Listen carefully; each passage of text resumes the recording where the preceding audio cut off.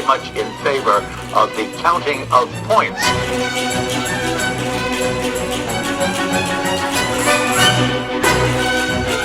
Does it work for you? No. Hello, everyone, and welcome back to the Run Through, your favorite figure skating podcast, where we talk about all the things that make us kiss, make us cry, and make us be named Sarah Hughes, not Olympic champion. But we are going to talk about Sarah Hughes, Olympic champion, today, because this is part 2 of women's lore. Adam Rippon, Ashley Wagner, how are we feeling? Riveted. Okay, it feels very like we are finally arriving at the time where like the real glitch in the matrix happened and like the Sarah Hughes crossover began. Okay, It's I'm true. glad. I was wondering what you were considering the glitch in the matrix, because it wasn't a woman getting beaten with a baton. No, I think that it's good to know really Sarah Hughes's roots, the lore of these jokes, the lore of the figure skating, and we really have the opportunity to be guided through this again. I mean, I'm excited to hear my origin story, but I know we are starting a little bit earlier than that because we left off after 1994. Adam, Sarah, where Hughes. are we going? So, as a quick little refresher, we had just finished the most bizarre women's figure skating season of all time. Tanya Harding had been involved in an attack against Nancy Kerrigan, who had gone on then to win the Olympic silver medal and was beaten by Ukrainian Oksana Bayul. Then at the following World Championships, we had Surya Bonaly, who refused to stand on the podium after she lost the world title to Yuka Sato. And I thought that was the perfect it was the perfect ending to the craziest season. It felt like a button for sure. It was definitely a button, but the craziness does not end. Believe me, the craziness doesn't end. In fact, is just beginning. We left off after the 1994 World Championships. So as we head into the next season, we had talked about her very briefly, but Lu Chen from China is this beautiful phenom. Like, she has these very beautiful put together programs. They're very well done. She's packaged very nicely. She's the first Chinese skater to make really big moves on the international scene.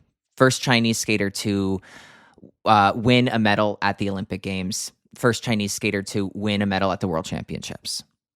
As we head into the 1995 World Championships, the ISU and the skating community in general is very mixed on what they feel about Surya Bonaly.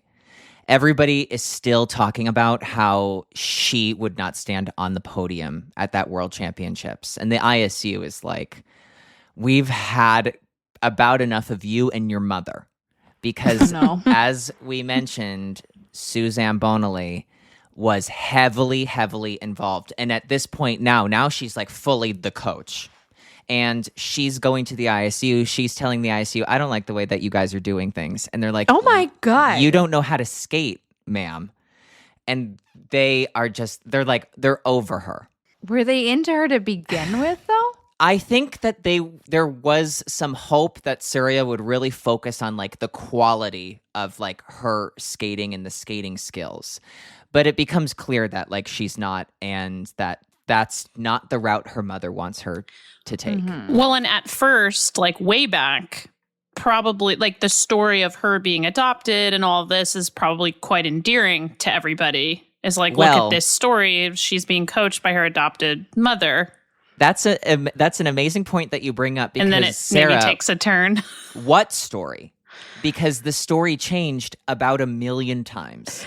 That she was adopted from Africa, that she had this very exotic backstory. And so like her mother made up a few different stories of like where was Surya from.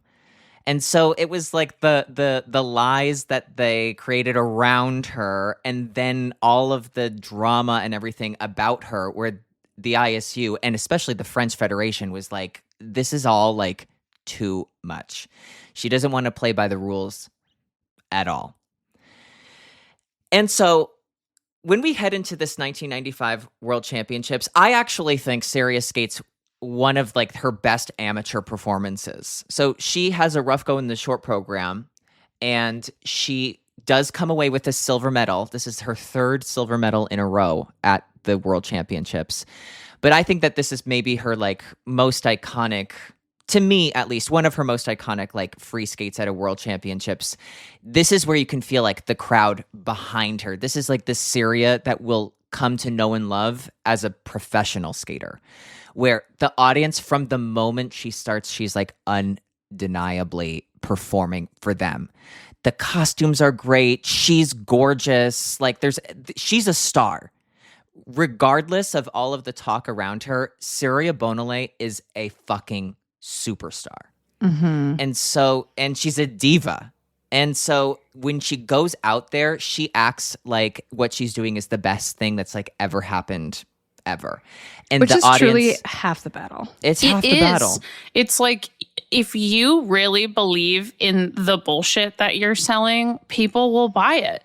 Mm-hmm. You have to be your first patron. Yeah, 100%. I always think this about Taylor Swift, who on paper could come across so lame sometimes in the way she is, but she doesn't, because she's so bought in to what she's doing that you just are kind of like, okay, All right. I guess. Exactly. And then everybody just makes her a billionaire. Mm-hmm. Shit.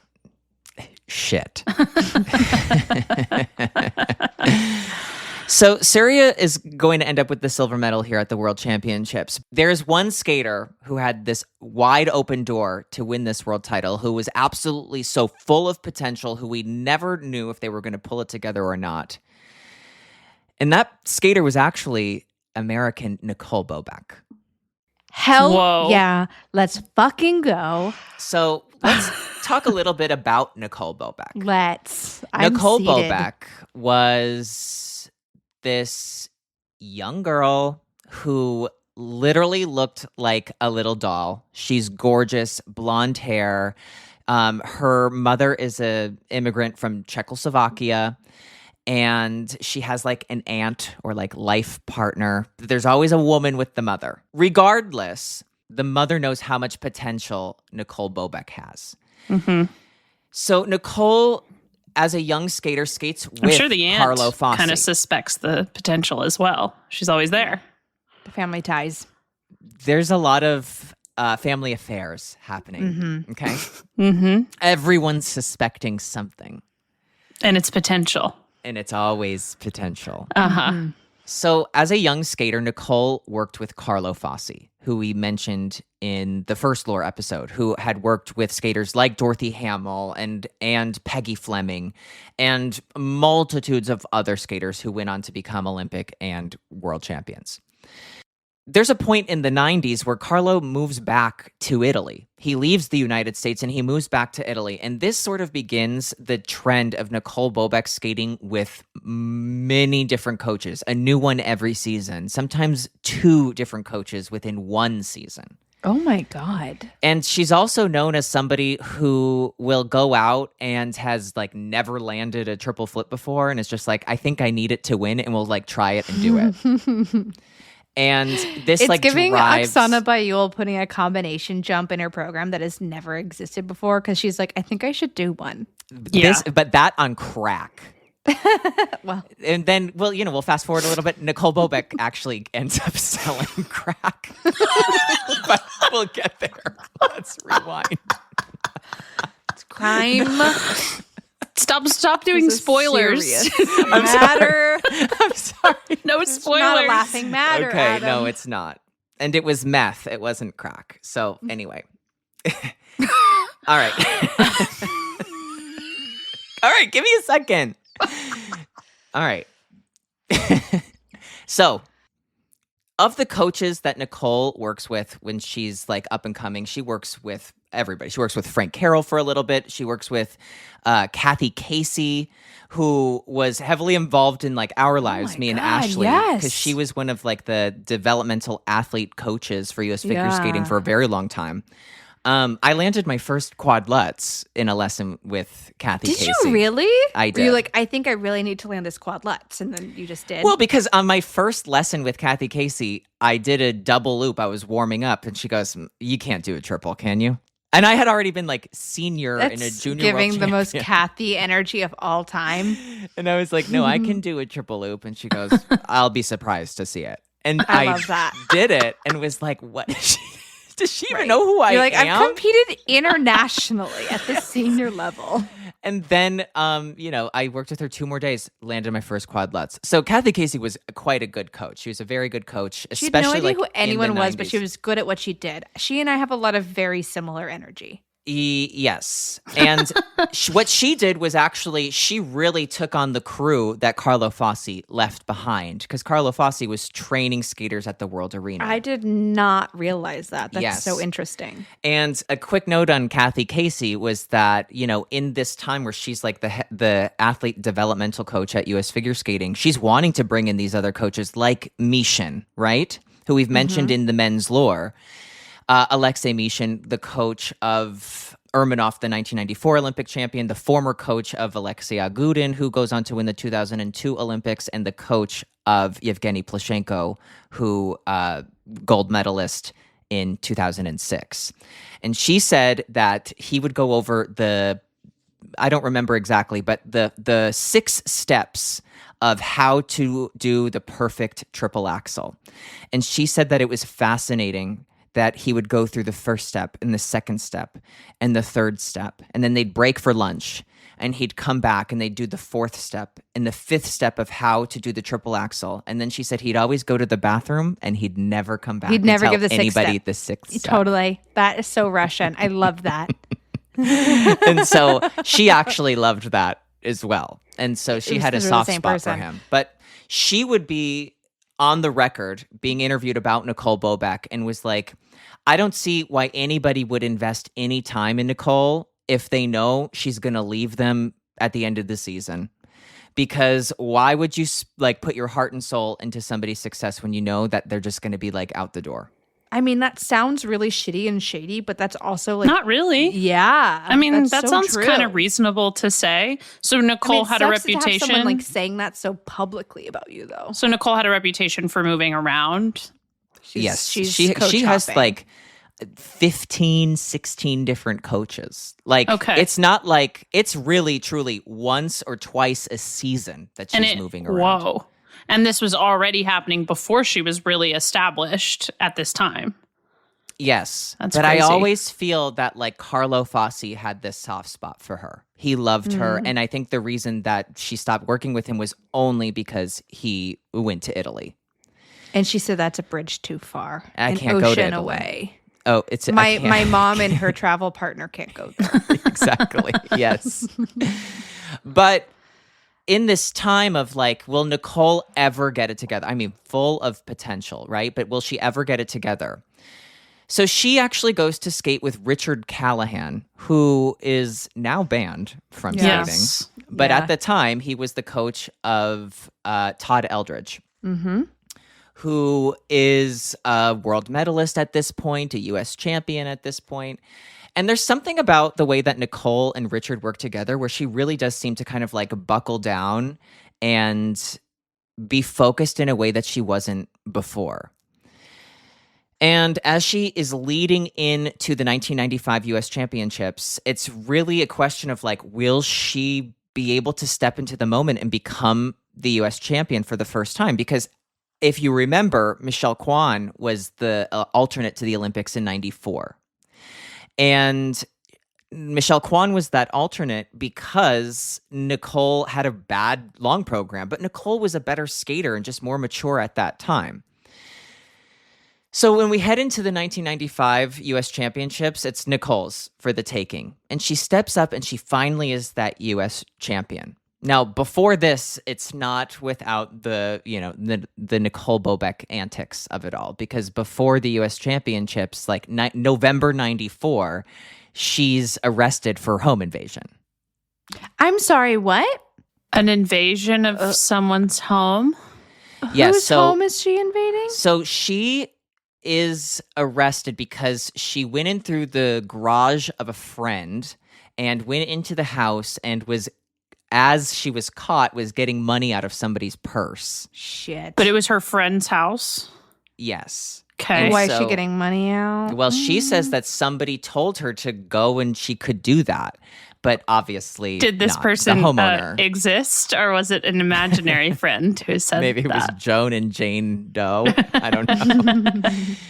But the thing about this is that like she's tried legally like as an adult. So she like is 17 years old, but legally she's legally an adult under Michigan criminal law, because this happens when she's in Michigan working with Richard Right, Callahan. as someone very familiar with Michigan law. Right. Right. So these begin the legal troubles of Nicole Bobek. She is still able to make it to the U.S. Championships. She does not miss it, and she wins the U.S. title.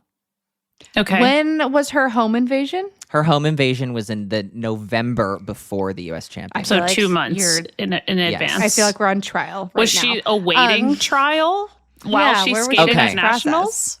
So She's like out on she bail. allegedly took what is cash this? from a purse. She was caught when the homeowner arrived. Bobek returned the money. She said that she was allowed and was granted permission to enter the home and get the cash. So, like I said, Bobek was 17 and she was legally an adult under Michigan law, but she was eligible for probation with the record of the offense sealed from the public record by pleading guilty under the Home's Youthful Trainee Act. And it's a special law for youthful first offenders. So this is her first offense. Yeah. So in January of 1995, she's sentenced to 2 years of probation and a choice of 50 hours of community service and 30 days in jail. What happens is the information about her case basically spreads like wildfire throughout like skating circles. So it's leaked to the news media. And under the Youthful Trainee Act, cases are to remain confidential. So February 95, Bobek filed for dismissal. So, some journalists and legal scholars, they've argued that the Michigan law allows journalists to release information about juvenile criminals if there's compelling public interest. And it's arguable That given is Bobek's awful. status That's as a freedom of the world-class press, figure baby. skater. Yeah, it's freedom of the press. I mean, that's what it is. Her motion for probation discharge was granted by the court, and the appeals court reversed the decision of the trial court to terminate probation and remained for a continuation of probation. So this does not affect with her training schedule because she does go to the World Championships. Great. So now back to Birmingham, okay? Has she changed coaches in the course of this legal trial at any point? No, she hasn't. She hasn't. Okay. So she hasn't changed No, coaches she from... can't. She has to stay in the area. True. Maybe. Yeah. Well, she goes to the World Championships and she wins the short program. Okay. And it's hers for the taking. And honestly, at this World Championships, this is like the best shape we've ever seen Nicole in. Prison body. I was Body. just about to say prison shape. Oh, you beat me to it. Yeah. Prison does a body good, honey.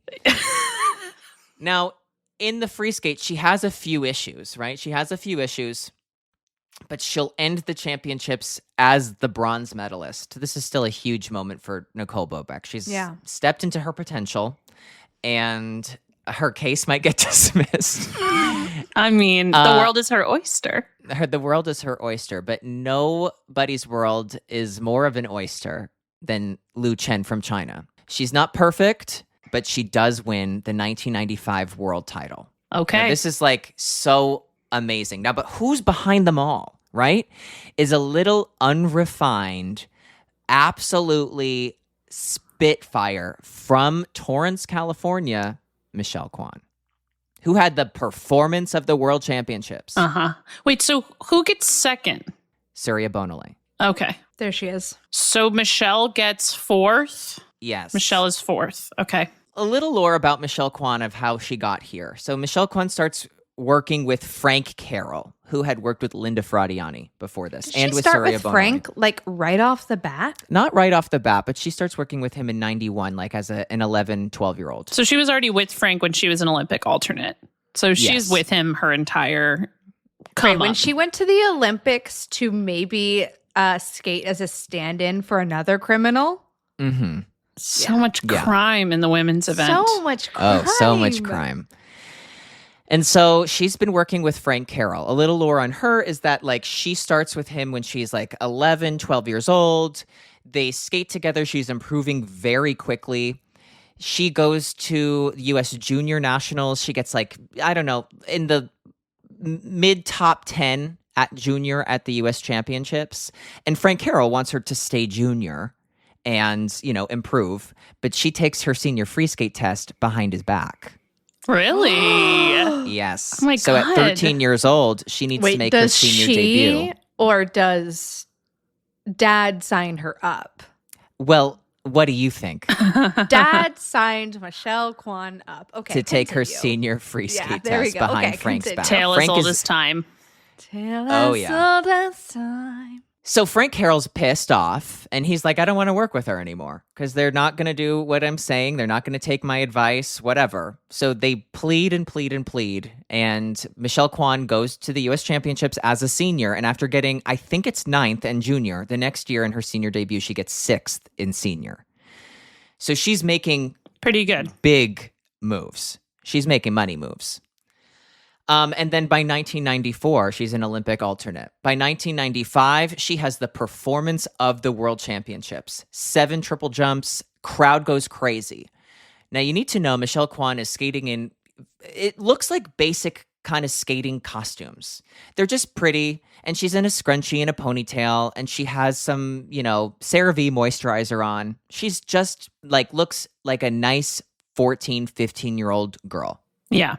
Oh my God, I was about to make a joke about how she sounds like Mariah Bell's. I was thinking the exact same No, thing. Mariah Bell wasn't using hairspray. Michelle Kwan's hair was in place. But the And CeraVe Michelle- moisturizer portion does line up. that that- girl needed a sponsorship. That girl needed an intervention that I couldn't give her. Well, you tried. I tried. did try. I did try so hard. So I bring up the no makeup because it's a big part of what happens next. Michelle Kwan, if she wants to take the next step into her greatness, she needs to be seen as an artist.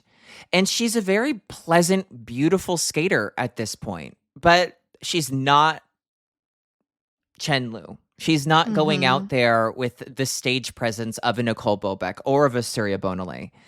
These are skaters that can bring the house down. And Michelle Kwan can bring the house down technically, but artistically not yet. So this prompts Michelle to go and start working with her longtime choreographer at this point, Nicole. And they go, okay, we've got to buckle down and we've got to be seen as an artist. And the way that Michelle Kwan trains is Michelle is like very intense. And they come up with this concept of Salome. And that's the free skate that she's going to skate is the Salome free skate because it's the first one where it's Lori is like, I want you to interpret the music. And Michelle's like, well, Christy would skate it like this or Brian Boitano would skate it like this. And Lori has this moment with her and she's like, well, how would Michelle Kwan skate it? And so she doesn't know how to move at first, but something about this music playing and she starts moving and they all get chills. And it's like, that's fucking it. That's cool. And she feels this in a way that this is the most like holy shit I've ever seen in my life from like one season to the next of like, oh my God. Because the ponytail's gone. Now it's in a bun, right? That hair is up. Right. Well, that's how you know things are serious. Exactly. Absolutely. And she's not wearing makeup. She's wearing stage makeup. It's thick Ice dance Like makeup. it's ice dance makeup. It's theatrical makeup. Yeah. It's thick eyeliner. She's like putting rhinestones on her face. Like she looks completely different. Yeah. And the change that she makes over this offseason is like undeniable. And it's like, holy shit. I mean, it's giving like euphoria of the time. That's Yes. like how big of a shift it was. And I think honestly, when we look back at footage, you can't tell how much makeup she probably is wearing. Right, it's of course. taken from so far away, but Yes. it's a lot of makeup. It's I a see the lot. rhinestones. But it's theatrical and it's very appropriate to what she's skating. Yeah. It's very of her program. Everything, she just looks completely different. This is Frank Carroll's most refined skater ever. This is what he'll become absolutely famous for, is he was part of like this instrumental transformation of Michelle Kwan. Because in this season, it's like undeniable of like how Michelle is skating and doing, and it's like, holy shit, this is one of the greatest skaters of all time. And we can feel this in 1996. Now, when it comes back to Chen Lu, after the world title, Chen Lu does struggle a bit, but the struggles are that you have to imagine somebody who's coming from a very strict communist China in the early 90s now has access to the Western world. And so when she starts working with the choreographers of the West and she starts being able to do more of the tours that she's invited to, she longs for the life of living in North America, and she longs to be in North America. And she struggles throughout the season, but by the time we get to the World Championships, Michelle Kwan and Lu Chen put on like the performance of a lifetime. Lu Chen goes out and she skates this absolutely breathtaking free skate to Rachmaninoff's Second Piano Concerto. And it's jaw-dropping. It's gorgeous. And it's stunning. It's just beautiful. It's a piece of art.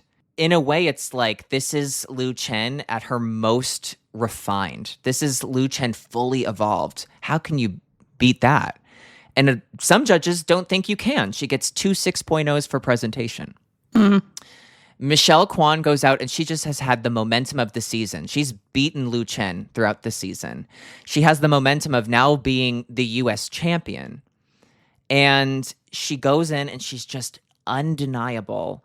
And she's not done the triple-triple combination that she started to add in, which is a very big deal, that she's starting to add in this triple-toe combination. She does not do it, so she adds a triple toe right at the very end, so she gets all the triples in. And so, yeah, she does a triple toe as like the last element. Triple toe, lunge, stop.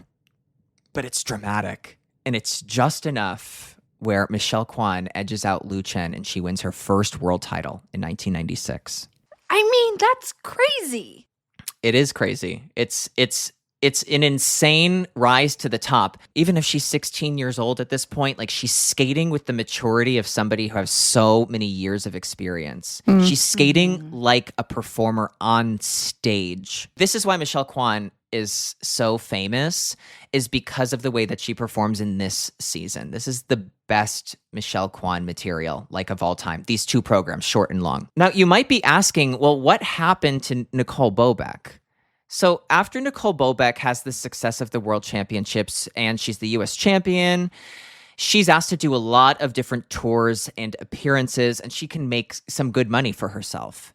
So she goes on and she does this like Nutcracker tour right before the U.S. Championships. And on this tour, she injures herself. And what do you think that means? That means I should change coaches. I should change Well, of coaches course. right before the U.S. Championships. So she Naturally. leaves Richard Callahan a few weeks before the U.S. Championships. Oh my God. And she eventually pulls out of those championships. She's not fit to compete. And on this podium also at this World Championships, for the first time, we see a Russian skater whose name is Irina Slutskaya. Okay. And Irina Slutskaya has been starting to make some waves internationally, especially at the European Championships, because the Queen of Europe, Surya Bonaly, is finally dethroned by Irina Slutskaya. Okay. So Russia at this point has not had a very successful run in the women's category. to the point where there's another Russian skater. There's a few of them at this point who are starting to kind of bubble and maybe make it to, like, the cream is starting to rise to the top. There's a few Soviet skaters who make it to a world podium, but we haven't seen the push through to the top like we've seen with the men and the longevity of the pairs and the dominance of the ice dance. There's something about the women's category where the Russians just haven't figured this out yet. And right now, there are really two standout Russian women. And their names are Irina Slutskaya and Maria Butyrskaya. Now, Maria Butyrskaya failed to qualify Russia any spots to the 1994 Olympic Games. So Russia doesn't even have a ladies' entry. Yeah. Oh, my God. So that's the state of Russian women's figure skating. Is that they have the opportunity to like medal and they're in the top 10, but it can all go away so fast. Where Maria Butyrskaya doesn't even make it out of the qualifying round in 1993 World Championships. Oh my God. Doesn't even gain a spot. Okay? Wow. So now we have these two, and now Maria Butyrskaya is not a spring chicken. She's in her 20s, and a little lore on Maria Butyrskaya, because we'll start to get to her in a second, is that she had a lot of potential in the Soviet era, and then she was with this coach, Viktor Kudryavtsev, who's a very famous Russian technical coach. He was the original coach of Ilya Kulik. Okay. Beautiful jumps. Beautiful jumps. And he, at one point, says, Maria, there's nothing I can do about helping you mentally because you just don't have it. Oh my God. Okay. And she's seen as somebody who just does not have a lot of potential, and she's kicked out of like, you know, the young like Soviet schools where she actually continues to skate like on her own outside of like the Soviet program, but beats other skaters. And so she is kind of included, but she's on the outskirts of this where it's like she's not seen to have a lot of potential. But she's resilient and she just keeps pushing, and she finds a coach who's like, I'll coach you. Because nobody really, it's Maria Butyrskaya. She's they're like, fine, I'll take whatever. you. Now, when Maria skates, it does look like she's skating on two prosthetic wooden legs. Oh my God, Adam, that is true. It's too accurate if you see it. Now, that aside, Maria is absolutely gorgeous. She really is. She's so beautiful. She's a babe. She's stunning. And her style, I'm going to say this. It's very her own, but there's something very womanly and sexy and sensual about it. It's very her own. Well, because Okay? she sculpted her prosthetic legs herself. She whittled them with Geppetto, like in the studio, whittled these wooden legs. That's why it's her own style. Yes. No, you're so right though. Like the feminine power that she brought to the ice was just undeniable. Undeniable, and packaged beautifully. Beautiful costumes, really beautiful concepts of programs, beautifully styled. She's stiff. Like, don't get me wrong. Like, she is stiff as a board. But there's something beautiful, womanly, and mature about her skating. So Maria is really like trying to fight off Irina Slutskaya at this point. And because Irina is this like young, bubbly Michelle Kwan's kind of era where it's like they first like meet at a junior world championships where Irina's third, Michelle Kwan wins. And that begins like their 12-year rivalry, right? So Irina and Michelle are the same age. Irina's really trying to break through in the same way that Michelle has. But she's just more technical. She doesn't feel the music in the same way that Michelle does. And so let's move a little fast forward to 1997. So now we've kind of laid the ground for a few characters that we know, okay? Okay. 1998 games are just around the corner, and with this brand new Michelle Kwan, it really does feel like, there's nobody that can beat her. There's nobody that can come close to Michelle Kwan. Maybe it's going to be like a down to a Michelle Kwan, Chen sort of deal. Okay? Maybe. Maybe. So, Ooh, we're getting into my villain origin story. yes. please? So I want you to know before we even talk about the 1997 World Championships that it's a fucking cursed event. Okay? Okay. I want you to know that. We're Okay. not there yet. We'll get Okay. there. Okay. So let's just talk about U.S. skating at this point. Right now, there's a ton of great American skaters. And in the same way Michelle Kwan was seen as this young protege and just like savant, there's another young skater who has just been taking the junior world by storm. And I think when we really look at this young skater, we think, okay, 2002 Olympics, this girl is going to be primed and ready because she's just that young. Her name is Tara Lipinski from Sugar Land, Texas. You've heard of her. Perhaps you have. Wait, Sugarland, Texas? Like the same was oh my God, what's her name? Katie Taylor from Sugarland, Texas as well. I did not realize they were one of Well, the same. so Tara's originally from Philadelphia, but Okay, there's well, a point in time That where doesn't it's have like, a good ring to it. She she's- feels like a good Texas girl. She does. I think she ends up spending quite a bit of time in her childhood in Texas, right? That's why Yes. she ends up saying, like, Sugarland. claiming that as her hometown. Yes. So when she's young and upcoming, she's actually trained at the University of Delaware by a coach named Jeff DiGregorio. The story of Tara Lipinski is that, like, you know, she's born on the East Coast and her dad gets a job. They move to Sugarland, Texas. She starts skating at the Galleria. And then 2 years later. really? Oh, yeah. She starts skating at the. Tara Lipinski is a mall skater. A mall? She's going to die. She's a mall girl. Yeah. She started skating on the East Coast and then took lessons at the University of Delaware. Her dad moves to Sugarland, Texas, and they decide that Tara and her mom are going to move back to Delaware so that Tara can continue to work with her coaches at the University of Delaware. She just couldn't take it at the mall. She doesn't She belong just there. couldn't take it. She's No, too she good for the belongs mall. She's too good for At the mall. a university. Be She better belongs than at the Gap. University of Delaware. Yeah. Absolutely. You can't really train for the Olympics if there's like a wet seal and an Old Navy within smelling distance. No, there shouldn't be a hot topic anywhere near Tara Lipinski. I'll just say No. that. That She should be that the rings hot true topic. then And now. and today. No, Yes. she shouldn't have to be subjected to that. I No. agree. I believe that as well. She does too. So She knows her worth, as do we. So in 1995, Tara actually moves to Michigan to train with Richard Callahan, Okay. who is coaching Nicole Bobek. Okay. Yep. Okay. Okay, so And they're Todd kind Eldridge. of there's some like overlap there. There's a bit of like overlap there. All right. So she's had all of this promise, and it's like, oh my God, Tara Lipinski, like, wow, wow, wow. Well, what's going on with Michelle Kwan? I'll tell you. She's been getting a lot of these opportunities, and she has the chance to make a lot of money. Michelle Kwan comes from really humble background. Torrance, California, and her dad is driving from Torrance to Lake Arrowhead every day back and forth so that Michelle can work with Frank Carroll. Now, if you are from California, That's That an is so long. insane drive. It's like 2.5 when I was hours. living in California, like I made the switch from Mr. Nick's to RAF up in Lake Arrowhead.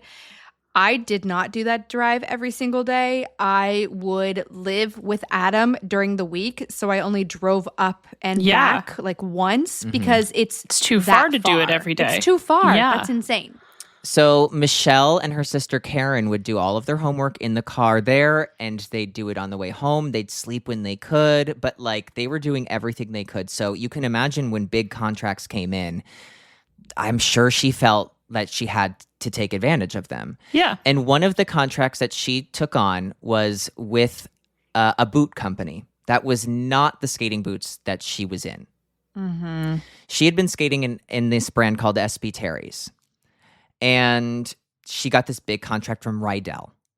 And the thing is that when you become accustomed to the way a boot fits your foot, it's everything changes when you change different boots. The heel height, right? And the heel height is going to change the way that your toe taps into the ice. Or the width of the skate is going to change the way you jump off of the ice in a loop jump. Everything changes. The mechanics of everything is so specific to the way these boots Yeah, fit it's your not like, feet. oh, these sneakers feel a little bit different. It's like my feet don't feel like my feet anymore, and they don't move like my feet anymore. Yes. Like the skates need to feel like an extension of the leg. Like they need to feel almost part of your body. Yeah. And Michelle is just skating like she has two left feet. Like she's just not able to get herself together. And looking back, like I remember knowing about this, like I hadn't even started skating yet at this point. But looking back, it's just she's obviously very uncomfortable in these skates and like trying to make it work. But also at the same time, we need to remember that she's 16 years old. So she's growing a little bit too. Yeah. So she's growing, the skates feel uncomfortable, and she's just not up to form this whole season, which culminates at the US Championships in 1997. Now, if you have ever listened to the show, or if this is your first time listening to the run through, you know that there's a part where Dick Button calls out totally unnecessary and uncalled for. Is that Yes. what this is from? So at the 1997, It is a Michelle Kwan skate. Yes. I knew it was a Michelle skate. I didn't know it was from this. At the 1997 US Championships, Michelle Kwan does a triple toe, double toe, steps forward, and her foot just comes out from underneath her. Like she didn't fall on the jump. She fell on the step forward. It looks Right. like she's just sits down almost, like Her just feet kind of give gives out. up on standing. Skating. Yeah. Yes. Yeah. Yes. It looks like it looks like a baby It looks deer. absolutely Yeah. unnecessary and uncalled for. Correct. Yes. And she continues to make completely bizarre mistakes that Michelle Kwan was not known for making. Yeah. And she's left the door not open, wide open. She's left every window unlocked and Yeah. ajar. And Nicole Bobek is walking through and grabbing money out of her purse. Well, because the owner said she was allowed. Well, she opened the windows and the doors. Crime-free entry. Yeah. And here's the thing about Tara Lipinski. We think Tara Lipinski is phenomenal, but she's got a ways to go because at the last World Championships, she made it to the World Championships in 96. At what age? I think she was fresh from the NICU, actually. Yeah, she was still wet. But she would have been 13, Yeah, 13 in years old. 96, Yes. correct? She's That 13 is- years old. That's crazy. And so it's her first- And also, like, for anyone who doesn't really understand skating now, not allowed. That's no longer allowed. No. We'll get into age restrictions pretty shortly. Just So Tara Lipinski goes to the World Championships in 1996, and she skates a awful short program. I mean, what do you expect? It's her first World Championships. Yeah. We are sending her there to get experience, right? Like her whole point of going there is to get experience because you're going to be the one who takes over after Michelle Kwan. yeah. So she It's like goes, getting her feet wet, basically. And Yes. that's it. No expectations. So she goes awful short program. She barely qualifies for the free skate. So she's in the first warm up, but she goes out and she skates balls to the fucking wall. Hell yeah. And she skates this free skate where people are buzzing through the arena. They can't stop talking about it. It's like, holy shit, did you see Tara Lipinski? And she pulls all the way up to 15th place. Okay. Okay. All right. Which is a big deal. She's 13 I mean, years she's old. 13. Yeah, She just got it's insane. 15th at the Deal. World Championships. The world is her oyster. So she's, she's really up and coming. And she's been doing well throughout this like whole entire season. So now we're at the 1997 US Championships. Michelle Kwan has left the door open. She's had a season where she's just struggled all throughout it. And I think a few mistakes, Michelle Kwan could have made a few minor mistakes and still easily won this title because Tara's young, right? But Tara goes out and she seizes the moment like a motherfucker. And she skates Tara's this a program. shark. She's a shark. Totally. And she goes out and she skates this unreal program. And there's nothing anybody can do. Yeah. She skates lights out. And she wins the free skate and she wins the 1997 US Championships. Okay. But this does not change what we think. Like Michelle Kwan is still our number one girl. Right. She's She just having made a boot lot of problems. mistakes. Yeah. Yes. She's having a boot issue. She'll fix it, and she's still the best, is what people are thinking. Yes. So we head into, as I said, the cursed 1997 World Championships. So who else is on this 1997 team? Nicole Bobek, who had just started skating a few months earlier with Carlo Fassi again. He had moved back to the United States, and she started working with Carlo Fassi, and it just feels like this return to home. So I mentioned that she has this immigrant mother who's like has this aunt or life partner, whatever. Nobody ever gets this like definitive answer of who she is. I only say that because Nicole has like never met her father. So she never had a father figure. And she talks about how Carlo was always that person. Got it. And so she goes back, and it really is this like beautiful relationship between the two of them. It's different. This time it is different. And she works with Carlo and his wife Krista. So she's back on the world team, and we send Tara Lipinski, reigning world champion Michelle Kwan, and the world medalist from 1995, Nicole Bobek, to the world championships. We have a strong team. So before the short program, Carlo Fassi has a heart attack and dies. Like right at before? the World Championships. Oh my God. Wait, at the World Championships? Yes. Whoa. So it's like That's absolutely awful. like gut-wrenching. Oh Yeah. my God. And this is obviously incredibly devastating for like the entire figure skating community. I mean, so Right. many people, their careers have been impacted by And his I know legacy. that we've really focused on like American skating and what people have done throughout American skating, but what Carlo Fassi was able to achieve in world figure skating, like we've never even mentioned the international Olympic medalists that he had, and how many international skaters that he worked with. And so it's just absolutely like it's so devastating because you also know that how deep the relationship he had with Nicole Bobek was. And one of the last things he says to his wife is, I want to make sure that you are at the short program with Nicole tomorrow. It's very heavy. She doesn't skate well, but I don't think anybody expects her to. She gets help from Robin Cousins, the 1980 Olympic champion in men's, who also worked with Carlo Fassi. And he stands there with Krista. But the way that she holds herself together and just the way that she like dealt with this whole situation, I think people gained a lot of respect for her.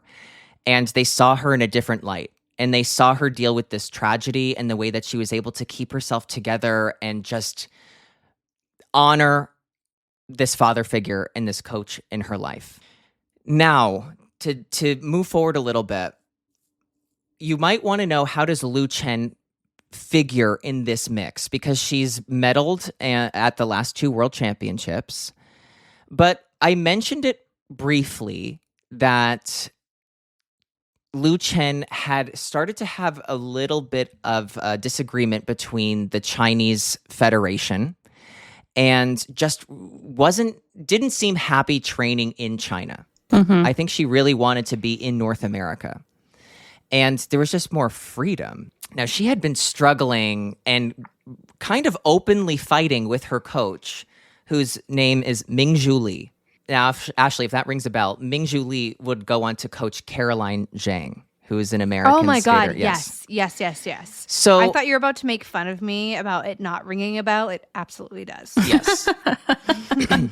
So Mingzhu Li and Lu Chen are kind of openly having a disagreement in a way where it's like, well, Mingzhu's not even showing up to competitions. Well, here's the thing.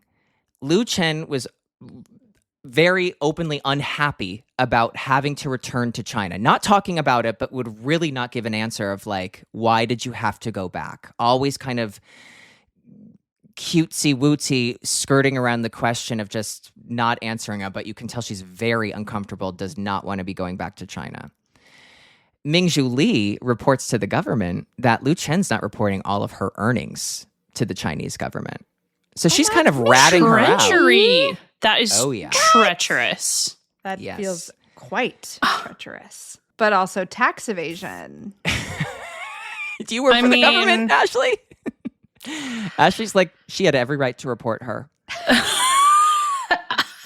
I'd report it to the Chinese government too if I could. Ashley's So the they're- narc on this podcast. It's so true. I Well, really am. Of So the they're like- three of us, I don't. Uh-huh. Yeah, Do you think I'm the narc? I don't know. Like of the three of us? No. I actually think Adam might be. I think I might be the biggest narc. I think You Adam are is the the biggest rule follower, maybe. I was just about to Yeah. say, like legally, Which is crazy because I hate I rules. am required to be the biggest rule follower of the three of us, and the rules by which I am legally required to abide to, I do. Uh-huh. But everything outside of that, no, I'm not a rule follower. Yeah, I think I'm the least rule followy. I think you and I are really close, but Adam, you just give eldest son vibes. It's because I have a Finnish husband, and the Finns Yeah. love rules and regulations. And tax law. That's They love tax law. yeah. They well, love one that. specific Finn that we know does love Yeah, tax and law. his name is Jussi Pekka Kajala. I'll tell you where he lives after the pod. Okay, so Lu Chen has been kind of in a very public disagreement with her coach, and all while she's injured. Okay, so 'Kay. she's not in good shape. okay, so you're publicly beefing and you're hurt. Yes. Never go into a fight injured. No. I always say that. I mean, honestly, that feels like ancient wisdom, Sarah. Yeah, It don't is pick a ancient fight wisdom. if you're not at full strength. It's so true. Absolutely correct. Or full tax standing. yeah, unless you're in good standing with the IRS, do not get into a fight. You mean the Chinese Communist Party? yeah, the Chai RS. Unless you're in good standing with them, do not bother. So at this 1997 World Championship, she's not in shape. She has not had time to practice. She's been injured. But she needs to go to these World Championships because she needs to try and qualify a spot for the Olympic Games. Well, she doesn't. Oh my God. She doesn't even make it to the long program. Oh my God. She does a single Lutz and a single axel. Damn. The reigning world silver medalist and world champion from 2 seasons ago doesn't even make the free skate at the 1997 World and the Championship. reigning Olympic bronze medalist, right? Yes. Yeah. Correct. You got to pull in. You've got to Note pull in. for all the kids listening. I don't care what you do. Pull in. Damn, But that's her heart crazy. That is sucks. not in it. You can just tell that, like, Yeah. even though she has this charisma where it's like she skates to take 5 and it's just the first 15 seconds of this program, you're like, just give her the gold. Give her the gold. It's fine. And then the first 30 seconds go, you go, okay, maybe not because she does a single Lutz. Right. Ooh, don't give her anything. Give her a tax No. bill. Give her an ankle brace. Right. Jail time. Yeah, give her jail time. This generation knows what I'm talking about. Now, Michelle Kwan has a rough short program. Not clean. Left the door open Okay, for so the Tara curse Lipinski. continues. Curse continues, but who's not cursed? Tara Lipinski. That's right. Immune from curses. She's immune. So Michelle Kwan talks about how she talks to Brian Boitano before the free skate, and he gives her some words of advice. And she goes out and she skates maybe the best free skate of the season. She's not perfect. She doubles like the last triple Lutz, but she's solid. Tara Lipinski goes out and she skates exactly the same kind of lights out free skate that she skated at the US Championships. And she gets second in the free skate, but it's not enough Got it. for Michelle Kwan to win the 97 World So title. Tara's like a machine. Yeah. Tara's a machine. Well, and she was, it's- as I understand it, like a machine in training too. Like did a crazy number of run throughs in practice over and over and over again. When you're 6 months old, it's really easy It to helps. do your run-throughs. It does absolutely help. But, you know, I know from talking with Tara about that Yeah. she would do 6 run-throughs a day, 3 shorts and 3 longs a day. Incredible. Yeah, it's Incredible. crazy. I mean, even the work ethic. That's the amazing. work- Right, like Yes. at any age. That's a At crazy any work age. ethic. For like Yeah. any age to be like, I'm gonna get this many run-throughs done. That's so impressive. Yeah. And I mean, I've talked to Tara about like, you know, when I was getting ready in like the lead up in that 2018 Olympic season, that I was like, if Tara could do it at 15, I'll do it at 28. And so I would mean, try to yeah. like implement that. And I mean, it's awful, but it kind of works. Oh my God, you and I should have had more conversations about that in 2018. Could have benefited from an extra run through or two. Or no, 6. it's not even that. I could have benefited from like not having my house broken into and like not Well, having a bone. We'll get there. A bacteria eating me out. Yeah. We're not in that section of 3. women's Yeah. lore yet. Save the eating out for part 3. I mean, if I had $1 for every time there was You were a eaten out? a home invasion in the women's lore, I'd have at least $2. So which is not a lot, Right. but it's more than Oh you'd my God, think. do you think it was Nicole Bobek? It wasn't because I have was video breaking of the woman. into your house. Could you imagine? I would actually, no joke, feel so much better. Yeah, because it'd be funnier. Yeah, much funnier. So this World Championships podium ends with Tara Lipinski as the gold medalist, Michelle Kwan the silver, and from France, Vanessa Guzmaroli, who was a shock of the entire event. Like, oh my Right. God. Right. And so Vanessa Guzmaroli sneaks her way onto this podium. Good for Sneaking out. her. But at this point, does it feel like the tides are turning, or is it still just like people are just writing Tara off because she's making the most of other people's downfall? Like, what's the vibe here? If you ask me, I think the vibe at this point is, wow, Tara's amazing, but if Michelle skates clean, she's obviously the winner. Right. Okay. Because Michelle Kwan is mature, It's Michelle Kwan. and she's a woman, and yes. And again, this long program that she skates in 1997 is similar to the Salome, but it's another work of art. It's What is it? Like, it's called like the Taj Mahal. Oh yeah. So okay. it's again this like it's brilliantly put together. It's a beautiful program, but she is establishing herself as the artist. Right. Okay. And Adam, is at this point, Tara has now become the youngest U.S. champion ever, right? Mhm. In the women's Yes. event, at least, Mm-hmm. which she holds that record until 2019, I think. Yes. And does this make her the youngest world champion too? Yes, It where does. she beats And out she the still record of holds this Sonia record. Henne. And she still Yes. holds this one. Yeah. Okay. Mhm. So she beats out the record for being the youngest world champion, beating out Sonia Henne by a short bit. Okay. Okay. Now, let's head into the next season because Tara was going in, if you remember, into this season as the reigning 15th place person at the World Championships. So she Right. goes from 15th at Worlds to first. And all of a sudden, it's like, holy shit, she's in the mix. Very Yeah. And not- Papadakis and Cicerone. Very. And it's like, okay, wait. Do we now have this American rivalry going on? And, oh yeah, we do. Okay. So Michelle Kwan back to her normal boots. Okay? Right. She said Mich- enough with this. Enough. And she's also decided, and she sat down with Lori Nicole about like, what are these programs going to be? And Lori Nicole talks about how she finds this music for Michelle Kwan where she's just trying to find music and she's sitting in the car and all of a sudden this beautiful piece of music comes on named Lyra Angelica. And Yeah. it's just effervescent. And the theme of the program, Lori decides, is joy. And when she hears this music, it reminds her of watching Janet Lynn, who we talked about in part who one. is joy, like incarnate. Yes, where I mentioned Janet Lynn isn't like overtly performing to the music, where it's just you watch her and she's smiling ear to ear from the moment she's on the ice to the moment she leaves. Like she's just pure joy. And that's the theme of this free skate. There are no bells and whistles to the costume. It's just joyful. It's just beautiful. Michelle Kwan begins this Olympic season not on the right foot, okay? On the left. She begins it on the left foot, which that's funny you say that because she ends up fracturing her toe of her left foot. Oh my god. She was on it too much. She was on it too much. Get off your toes, Kwan.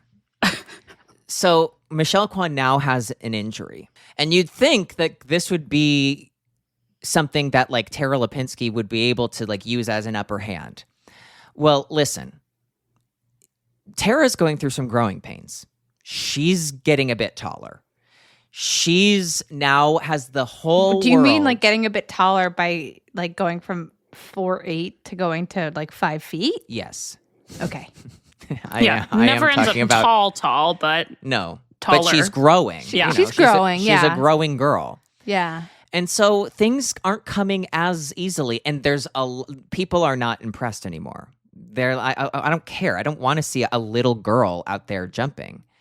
And I want you to know that like Tara's performance style is very beyond her years, where she's not taking on any characters or themes that she can't handle. Like the music can be a bit immature, but she's skating very smart. Like it's a very smart Approach.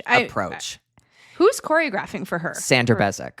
Yeah, I mean, like Sandra is brilliant, and Sandra knows how to highlight an athlete's strengths and help them shine, and she does exactly that with this packaging. Yes, and I just want to say that like Michelle Kwan is the artist, but Tara Lipinski is a performer. She's performing to the audience, like she is reaching to the rafters as well. But it's not Michelle Kwan who looks like she could be like just got off stage from the Bolshoi Ballet. Right. And was putting on like an opera. Like Tara Lipinski is not performing in the same style, but it's still a very like beautiful, aesthetically pleasing style that she and Sandra have really worked on a lot and it's in still this offseason. like connects with the audience, just not in the same way. Yeah. Yes. Well, I like because I was watching this season, and this was like the first season that I really started watching skating, period, and the last.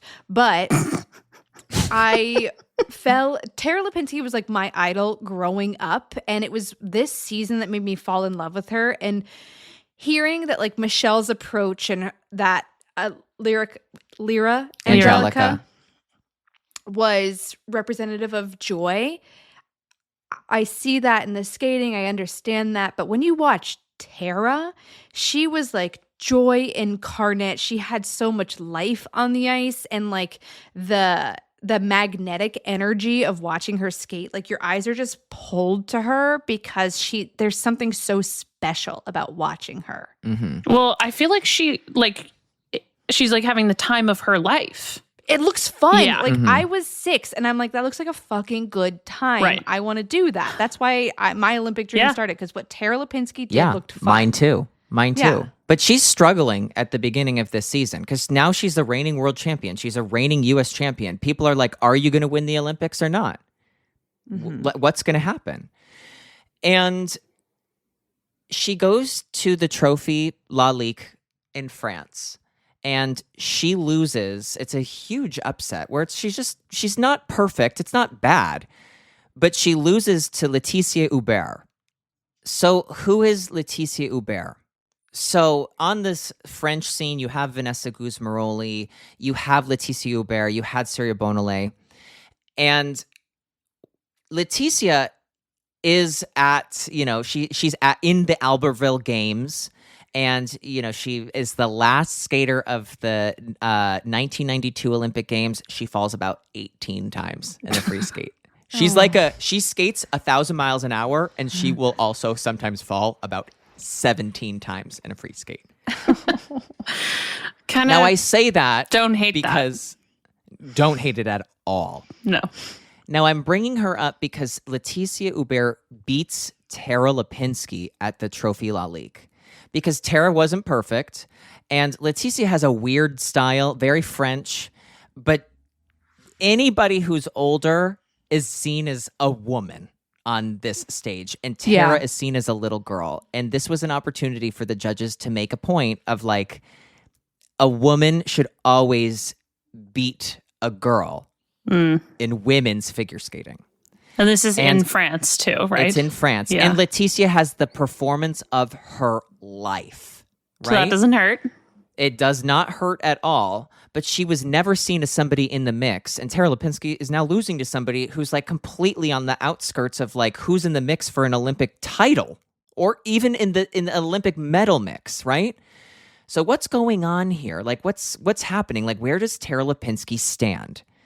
Well, she'll go on to like amend this result and she'll like win at the time the championship final, which is the Grand Prix final now.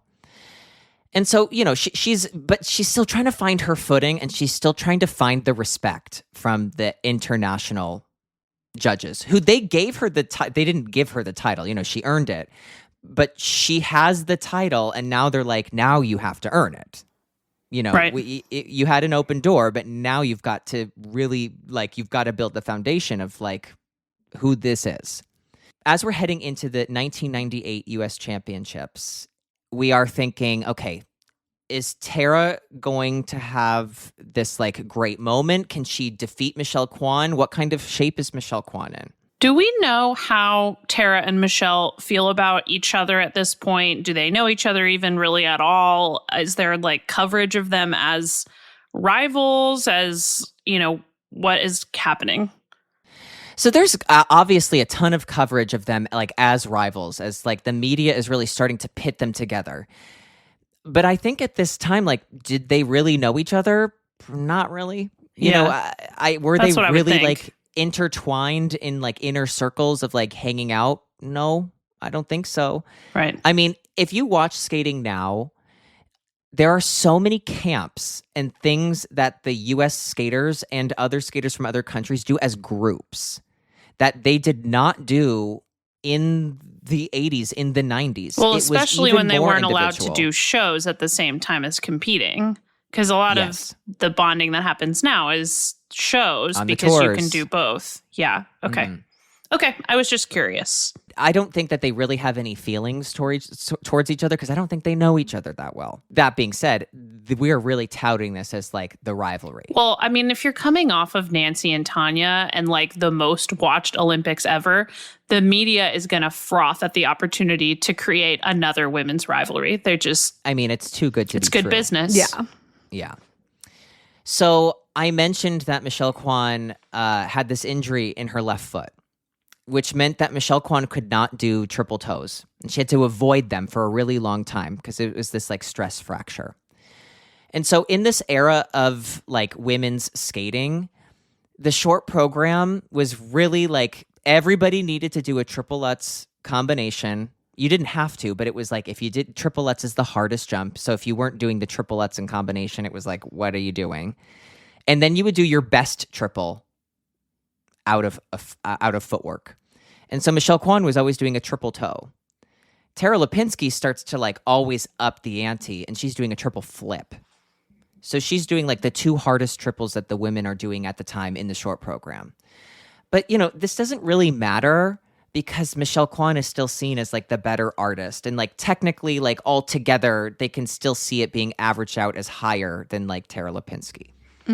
I say this because at the U.S. Championships, Michelle Kwan is still nursing this injury. So to save herself and not do the triple toes, she's now upping the ante with what she's going to do in the short program. So she's in like almost by accident bringing her technical content up. So we get to the short program and Michelle Kwan does one of the best short programs in figure skating in a lifetime at the U.S. Championships, Philadelphia, Pennsylvania. And it's just holy shit. And not only is it amazing, it's like she's doing the hardest technical content out there on top of putting together this program that's just like unbelievable.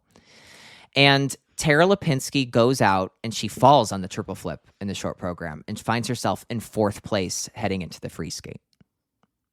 Okay. Drama. So this has like almost cut Tara's momentum down to like a halting, grinding stop. Tara goes out and she skates very well and easily finds her way onto the podium in second place. And Michelle Kwan goes out and she skates what I think people think of as one of the greatest Michelle Kwan free skates of all time at this 1998 U.S. Championships. Dick Button and Peggy Fleming cannot stop gushing. This is the epitome of how this program was supposed to be delivered. It is joy. Michelle Kwan embodies the feeling of joy. She's joyful. She's joyous. She's grateful to even be at this U.S. Championships. And it's so beautiful. It's so perfect. It's undeniable. I feel like this is in the pantheon of like figure skating lore. This nationals for Michelle Kwan is like a magnum opus. Yeah. Yes. This is the one. Like the Michelle Kwan national title. This is like what you show somebody if you want to show them skating.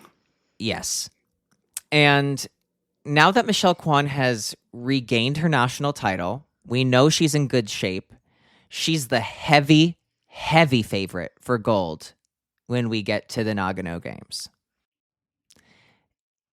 When we get to Nagano, we have a lot of storylines that are like playing out here. The Russians are trying to make a break for the podium. Irina Slutskaya, Maria Butyrskaya, they're like on the outskirts. They could make a break for it. Lu Chen has started to recover from her injury, but we really haven't seen her that much. You know, she had to go and qualify a spot at one of the international competitions in that season. So she gets the spot and she's back at the Olympic Games. We don't really know what to expect, but the short program starts. And Tara Lipinski is great. She's solid. You can tell she's nervous because she had to get over the demons of like what happened at the U.S. Championships. Yeah. And I fucking loved this program. Oh, yeah. Anastasia. Oh, my God. For the longest time in my career, I was like, I'm skating to that one day. And then I became an adult and was like, I'm too old to skate to this music. I passed my time. They grow up so fast. They grow up so fast. They do. And Michelle Kwan goes out, and now she's like, I think, fully healthy at this point. So she's back to like her original content of like she's doing the triple toe out of footwork now, right? Okay, so she's gone back to like what she knows, what's solid, what she needs to do to win the Olympics. And she skates the short program. It's great. I mean, come on. It's Michelle Kwan at her best. She wins the short program. This is Michelle Kwan. This is so exciting. And you have Maria Butyrskaya in third place after the short, Lu Chen in fourth. And Slutskaya, she ends up having some trouble with the combination jump, but she's like, you know, she's there, but she's not making the same waves as Butyrskaya. Okay. So, as we're asking experts, what do they think? Who's going to win? Because as we famously know at this point in skating history, if you're in the top three, you control your own destiny. If you win the free skate, you win the Olympic title. You win the championships. So what the hell do people think? And almost everyone is going, I think that it's Michelle. I think Michelle is the artist. I think that Michelle is the most mature. She's on a roll. She's on a roll. Yeah. Right. Like, why wouldn't it be Michelle? Right. Why wouldn't it be Michelle? Except Robin Cousins, who goes, I think I have my money on Tara Lipinski. Robin Cousins. And he says there's just something where she's skating just a little bit faster. She's just a little bit more fearless. Reckless abandon. She was, and she could enjoy what was going on because Tara is so young at this point. And, you know, I've had this conversation with Tara of like, what were you thinking?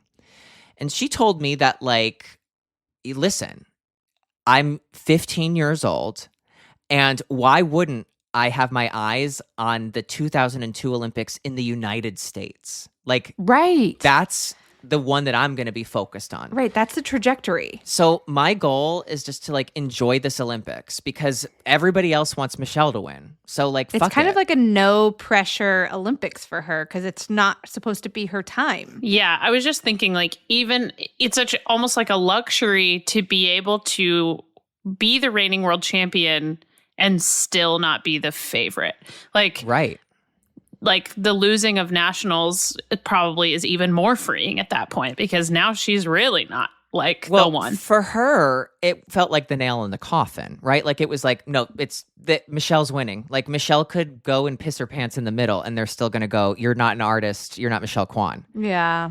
And that's like her mindset, which I think was very liberating. Yeah, right. And so she is just skating with a freedom that Michelle isn't because the weight of the world is on Michelle Kwan's shoulders. So Michelle Kwan goes out and she skates a clean long program. Okay, it's a clean long program. She's tight on the triple flip. But you can tell that she was holding it together the entire time. She's cautious, but she's clean. There's no reason to think that she hasn't done enough to win gold.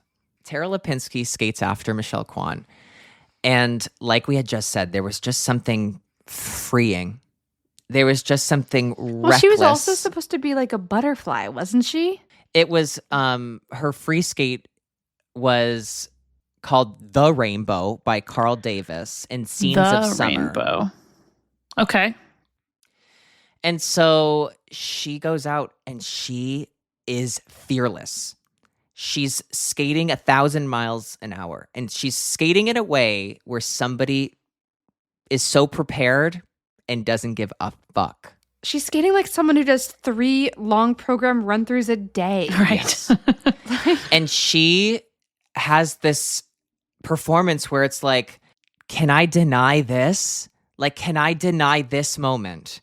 And I think in that moment, the judges went, okay, let's get real for a second. This is the reigning world champion who just skated like this at the Olympic Games. Yeah. And Michelle Kwan was obviously cautious. Yeah.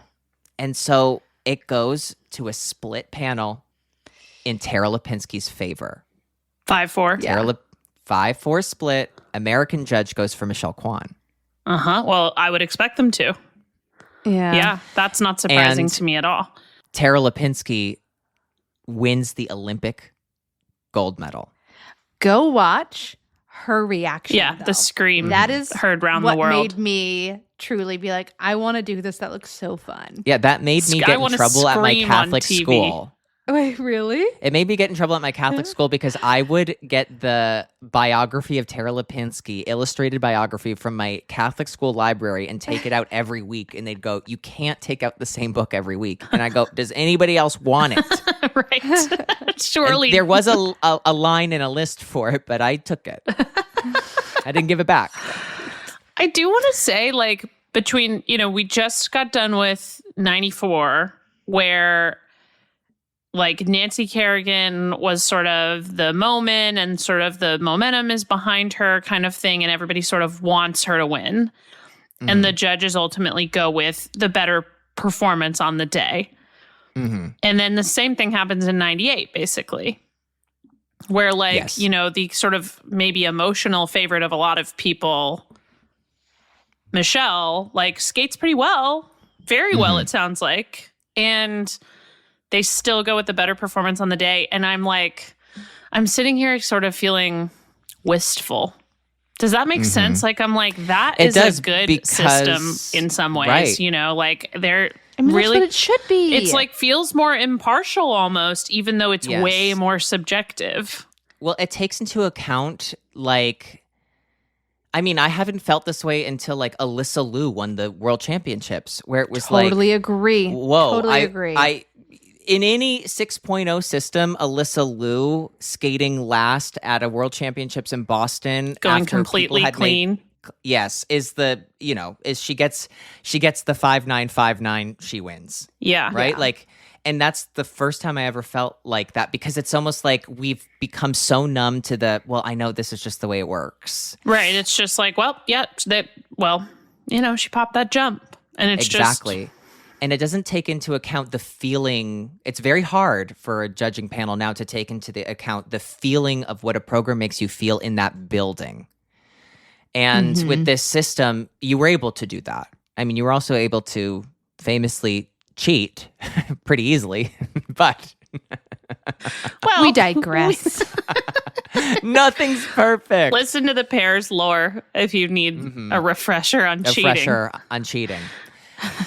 So to close out this podium, we have the triumphant comeback of Lu Chen, who makes it onto this Olympic podium again. Wow. Her second Olympic bronze medal. Well, that'll help her pay off the back taxes. Or avoid more. She's not telling So- China that she won this medal. She's no, not she's reporting like, that it. was a different Lu Chen. Yeah. No, so she went into the season with a new coach, and just what she says about this season is that, like, I have nothing to lose, and I don't have a lot of time left, so I better skate as well as I can right now. And she does, and she makes the most of that moment, and she finds herself on the Olympic podium. This will be the last Olympic podium that we won't have a Russian woman on, because the Russians are coming. Mm-hmm. The Russians are coming, Sarah, unless you've heard. Oh, differently. And I am lying about that because they're not on the 2010 podium. But they'll start to find their way onto the podium. How about that? They'll be They're on a figuring out majority. how to Yeah. make it happen. Yes. Legally or otherwise. Illegally. So what happens next? I would love to tell you what happens next. So Michelle Kwan goes to the World Championships, and she wins her second world title. Irina Slutskaya goes to the World Championships, and she wins her first world medal. She gets the silver medal. And Maria Butyrskaya wins the bronze medal. Okay. So the Russians are now like serious contenders. Tara Lipinski retires immediately after the Olympic Games. You know, she's now a big like star on the ice and off the ice. It's a cultural like phenomenon when it comes to like Tara Lipinski. And Michelle Kwan now needs to figure out like, okay, how am I going to play this? I obviously want to stick around, and I want to be at the Olympic Games in 2002. And now the talk of Michelle Kwan is she's won everything except the Olympic Games. And so now she has to live with this for the next like 3 years, heading into like the next or the next Kwan. 30. Or the next, however, what year is it to the year it is right now, right? Exactly. So she's living with this pressure of like she has to make it to like the next Olympic Games. And so I think she's trying to find ways to keep herself motivated and reinvent herself. So she shows up the next season in the 1999 season, and it's like, oh my God, what's going on, Michelle? She's got short fucking hair. I was just about to say, I hated this year. I was like, what did you do? You cut off your beautiful fucking hair. You cut off your beautiful fucking hair just to make a point. But she's trying to reinvent herself. Like she's trying to figure out like who she is and like where does she fit in and like how is she going to stay motivated? Well, at the 1999 World Championships, in the lead up to this, we have another Russian skater who kind of sneaked onto the Russian world team. Irina Slutskaya has a bad year, and she's off of the world team after being the silver medalist at the last World Championship. Wow, these girls are so brutal. Yes. volatile. Yeah. And so Michelle Kwan in the short program at this 1999 Worlds falls on a double axel. This is the beginning of like Michelle Kwan has trouble with a double axel. Like she starts to like have bad double axels. And she falls on the short program, and it's just like, oh my God, what's going on? Well, open door, step in, Maria Butyrskaya. She's here. She's back. She never left. She's here. And she's finally like stepping into a moment where it's like, oh my God, wait. Maria can win the world fucking championships. And right behind her is another Russian skater. Her name is Yulia Soldatova. Okay? And I say that because she skates and she'll end up winning the bronze medal at this world championships. And then we'll never see her again. And So long. not her choice. Okay? It's not her choice. But I bring up her name because at this World Championships, I want you to watch it. I love to go back and watch this free skate because it's not perfect, but she's just so cute and joyful. Like she's just beautiful. I forgot about her. And she has just the cute little style. Like she's just beautiful. And so she'll actually go on. Kind of gives me like Kurakova vibes a little. Like A less little bit, clowny, yes. less cowny, but like the cutesy. Yes. And so she will go to the Olympics in 2002, but she will represent Belarus at that Olympics. So she's already like figured her way like off of this Russian Olympic Mess. team. Okay. I say this because now Michelle Kwan has like, she needs to, by the time Michelle Kwan goes out to skate, Maria has already skated the performance of her life. Okay. Clean long program world championships. She skates to O'Tonnell, and she's the first like major skater to skate to this O'Tonnell, which like skaters after will go on. We talked about in the men's lore, Johnny Weir skates to this. It's so And crazy Yuzuru to Hanyu. listen to these And Yuzuru lore Hanyu. episodes and hear like the first of. Oh yeah, who starts Because you're the just trend? like, this is you've just like never thought of how it like entered the chat. And now I want to remind you that like this was the program that Maria skated this season before, so she knows it well. It's gotten better, and the program and the costume she had is like, it's so simple and elegant. It's a white, it's very reminiscent without the crystals of Nancy Kerrigan's dress at the 1994 Olympics. Old Hollywood.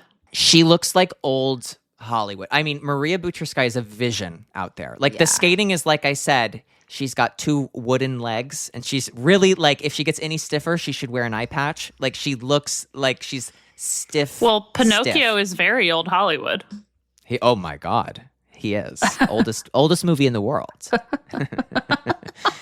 But she knows that the door is open for her to win the world title, and not only does she smash right through it, she makes it impossible for Michelle Kwan. Even if Michelle Kwan were to go out there and do 8 quads, there's nothing Michelle Kwan can do by the time she gets out for the free skate to even win the world title. It's Maria's.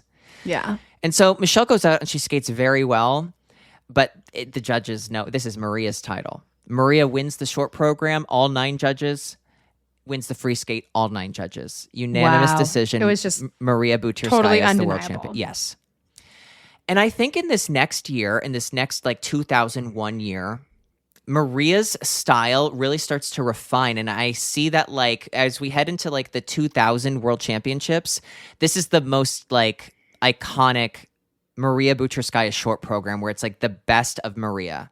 And she skates to the Sarah Brightman song where it's like she's using like vocals as an instrument. So it's like a little like boundary pushing. Right, because vocals, We're not anyone allowed. who doesn't know, they're not allowed at this point. Yes. So she's pushing boundaries and the style's very her. And like even like Dick Button and Peggy Fleming, they love a good Maria Butyrskaya Sure. because she stands for everything that they like love.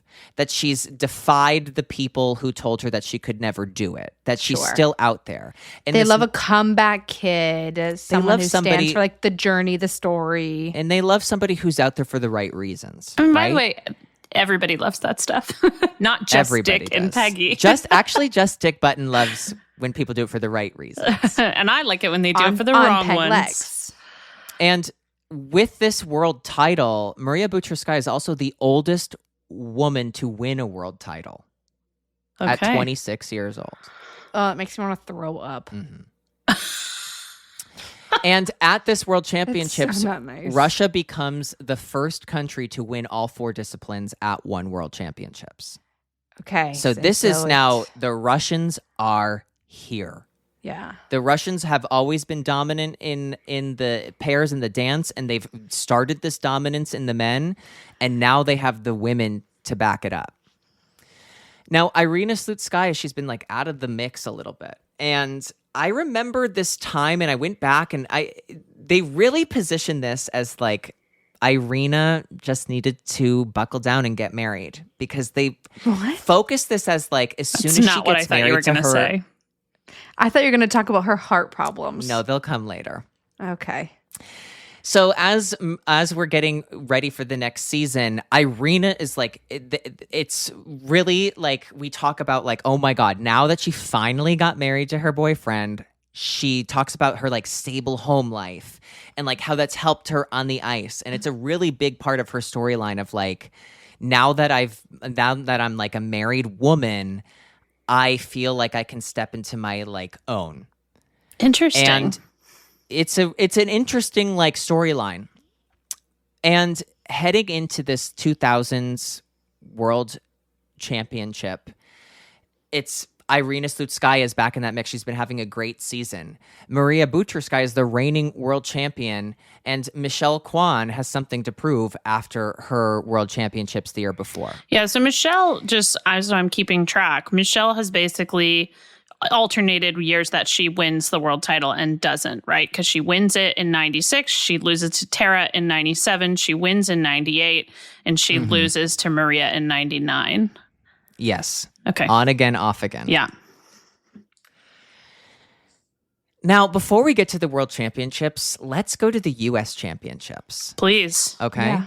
Michelle Kwan doesn't have a good short program at the U.S. Championships, all right? And she's beaten out by a young Sarah Hughes, Okay. who's Who? very up Soon and to coming. be. Yes.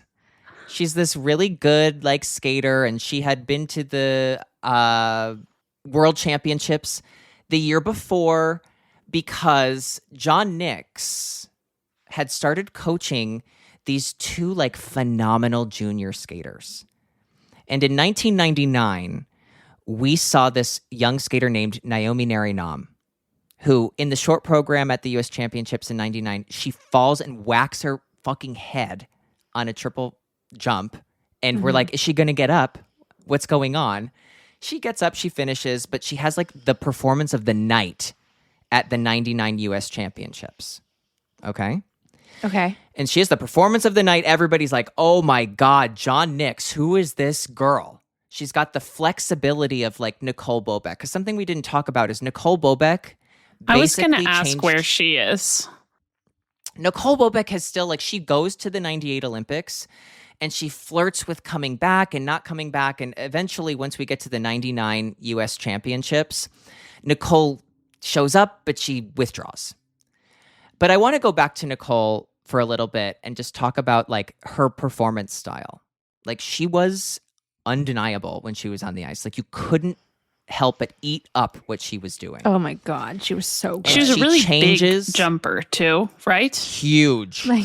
I mean, Barrel enormous jump. jumps. The Yes. way that the Huge. first person who ever said the words Nicole Bobek to me was Johnny Weir.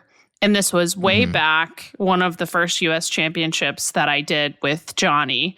And he was talking about Amber Glenn. Yeah. Oh, yeah. And That's a he was great- like, she jumps and skates like Nicole Bobek.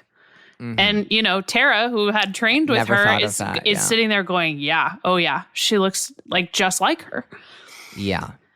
So that is how I always associate Nicole Bobek in my mind as skating style, is I always think of Amber. Oh my God. Good company. Now, the other thing that I want to bring up is that Nicole Bobek is the first skater that we see really popularize extreme flexibility. Nicole Bobek will go out and she will do a spiral that's a complete split. And it's oh my, the audience gags. They choke on whatever they're eating. They're living for what she's doing. It's unreal. And so this forces Michelle Kwan into the, rhythmic gymnast studio to start pulling her leg up. And now the girls really need to be flexible. And now back to the John Nix camp. Now this is a really big storyline, is that he has Naomi Nari and he has the junior silver medalist. So he has the senior silver medalist, Naomi Nari and the junior silver medalist, Sasha Cohen. And they both do, and like I said, this is huge, Pilates. And everybody's like, everyone needs to do Pilates now. Yes. This is John Nix has these two phenoms doing Pilates. Everyone needs to do Pilates. Wait, also, when I trained with Mr. Nix, I did Pilates. Exactly. Because he was it works. I mean, it sounds like it works. It was the best. I think I've the best shape I've ever been in. Pilates is outside hard of as fuck. rafting, It's skate so laps. hard. Oh, it was yeah. the strongest I've ever been. No, it's so hard. I'm scared of Pilates. I'm Oh, scared yeah. of Pilates people That too. You should be scared of both. because you could survive torture. You could also do torture. Yeah, and if you're, Yeah. and you could choose it for yourself. Because you actively choose it. Yeah. And if you it's teach just- it, you can perform it on someone Yeah. else. Yeah. Now, okay, I talk about this 99, 2000 U.S. championships in these these years because there's some things I want us to have some background on before we get to the 2000 World Championships. So Naomi Nari, this nationals is like a breakout performance for her career. And so the Junior World Championships at this point are before the U.S. Championships. They're not how they are now, like before the World Championships, okay? And that's important because I don't know when they made this rule change. I think right after the 98 games. But there was a rule that if you were under 16, you were not allowed to compete at the World Championships unless you medaled at the Junior World Championships. And this is important. And this is what, a Tara Lipinski rule? I think so. Okay. Because Interesting. this obviously wasn't a rule for Tara Lipinski, or maybe it was. I don't know. I could not find any information on when this rule was, but I know it's an important rule that we have to talk about right now. So I bring this up because in 1999, Sarah Hughes was on the Junior World team, and she does medal at the Junior World Championships. And you were grandfathered in if you had been to a World Championships before, okay? Moving forward. So Sarah Hughes medals at the 99 Junior World Championships. And because Naomi Nari is not old enough and did not go to the Junior World Championships, because this U.S. Championship is like, she comes out of nowhere, 13 years old out of nowhere. And that world team is Michelle Kwan, Sarah Hughes, Angela Nikodinov, who is a really strong skater. Like, she's very fast. And she, skates well, but she always she looks a little like untrained all the time. Okay. But she's very good.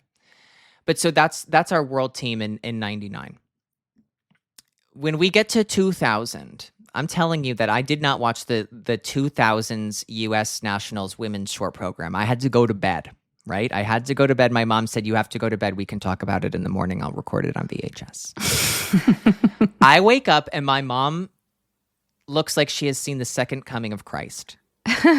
And my mom says, you will not believe this skater that I saw last night. I said, well, what are the results? I can also I can already hear Kelly presenting this drama to you. This is why She's like, Adam "You is won't so believe." good at presenting the lore No, it's to so us. true. It's and so I'm like, true. what are you talking about?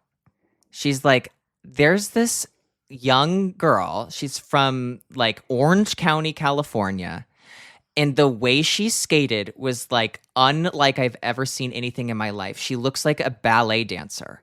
I've never seen someone's feet pointed in the air. I've never seen extension so perfect. I've never seen anybody not hit one bad position. I've never seen anything like it. And she was like, and Dick Button and Peggy Fleming were saying the same things. Right. And so Kelly's like, and so they basically were telling me directly that I was tell an you. expert. Yes. And I'm like, This is already okay, making me mad, by the way. why is it making you mad? No, just keep Let's going. talk about that. Okay. So I'm like, who is it? What are you talking about? Her name is Sasha Cohen. That's why it's Here making she me mad. is. And I've never seen anything like it. When I'm popcorn in hand and I have to see the second coming of Christ. Right. Who is a Jewish young girl named Sasha Cohen. And I watch her skate, and she skates to this Mendelssohn violin concerto, and it's like, oh my God, she's stunning. And this is where Peggy Fleming says her friends call her the China doll. This is And one I'm of thinking, your favorite commentary things of Yes. all time. Because I'm like, she's 15 or 16 years old. Do her friends really call her the China doll? There she is, the China doll. It's a nickname that the Romanov children would have for each other. Yes, exactly. That's the China doll. By the way, I'm not mad because of any of this description. I'm mad because all this description is true and because of what ultimately plays out in her career. Yes. I'm just getting upset. You're preemptively getting upset. No which you're spoilers. fair to do. So Sasha Cohen skates this beautiful free skate, and she falls on the last jump. She falls on the last triple toe. And she's feet are scraping by when she like lands a jump, and not everything's like solid perfect, but the way that she does it, it's still beautiful. And the spirals and the extensions and the way that the position she hits in the spins, it's like, I mean, I actually am getting chills thinking about it. I am getting full body chills thinking about the way that this was skated and the way that I felt the first time I saw it. It was like absolutely unbelievable. And a lot of people disagreed with Michelle Kwan being in third after the short program. But she was in third after the short program because it still gave her the opportunity to win the national title. Well, so, and Sasha's in what place? First. I She's see. leading the short Okay, program. got it. Sarah Hughes is in second place. Yeah, okay. Michelle Kwan. Michelle Kwan wins the national title. Sasha Cohen comes away with the silver medal. Sarah Hughes is the bronze medalist, and Angela Nikodinov is fourth. Okay? So, like I said, there's the new rule change of you have to medal at that year's World Junior Championships to be at the Senior World Championships. And they have changed the schedule of the Junior World Championships. Now they are like in the lead into the Senior World Championships. And Sarah Hughes has been grandfathered in because she has been to the World Championships in 1999. Sarah Hughes can go to the World Championships in 2000. But Sasha Cohen has to go to the World Junior Championships in 2000. And this is a huge fucking deal that they decide Lifetime is going to show the Junior World Championships on TV. Like, there's that much interest in what is going on. We need to see more of this Sasha Cohen. That's crazy. It's crazy. It's amazing. This was when America had culture. I know. Oh, yeah. And it's when skating had more money. Yes. And so this is actually going to be her Junior World's debut. At this time, she was like on the junior circuit, and she had like won the Gardenia Trophy, and she won like a Junior Grand Prix in Sweden. Okay.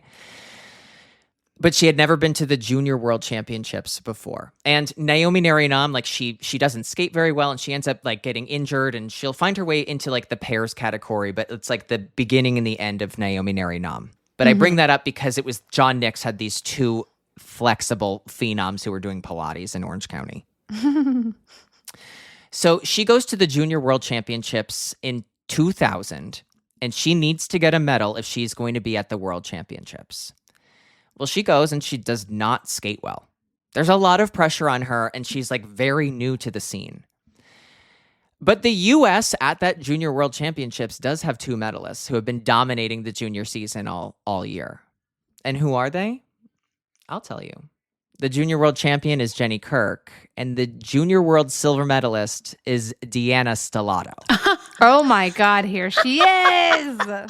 Wait, so sorry. So did Jenny and Deanna both skate juniors at nationals? Yes. Okay. And they had been like first and second, alternating first and second at the U.S. Championships, at the Junior Grand Prix final, and then they go to the Junior Worlds, and it's like they're also dominating. Okay. So they were junior skaters. Okay. In comes Sasha Cohen, the third woman on the U.S. team to the Junior World Championships. She's sixth. Sasha Cohen's not going to the World Championships. No. So this is an open door for Angela Nikodinov to go to the World Championships again. So she's on that world team again because, one, Naomi Narinam wasn't age eligible the year before. And the next time, Sasha Cohen did not follow, like she wasn't able She didn't to meet the get the Junior World. requirements. Yeah. Yes. And so we head into the 2000 World Championships where Michelle Kwan, where people are still buzzing about Sasha Cohen. And some people think like Sasha Cohen should have been the national champion, regardless of whether she's going to the World Championships or not. And right now people are thinking, okay, Irina Slutskaya has this great opportunity to be a world champion, and can Maria Butyrskaya be the world champion and repeat? So in this short program, there's a qualifying round at this World Championships. And Michelle Kwan gets second to Irina Slutskaya in qualifying. Maria Butyrskaya wins her qualifying round. In the short program, Michelle has now had to up the ante technically. She's doing the triple flip. Everybody's trying to up the technical ante because Irina Slutskaya is very technical. Okay. That's her bread and butter.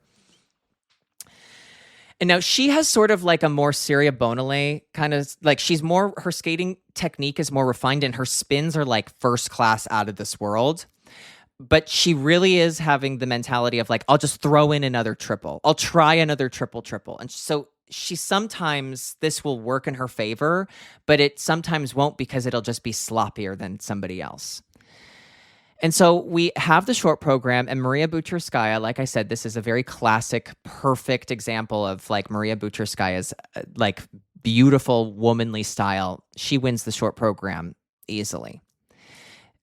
Irina Slutskaya second, Michelle Kwan third.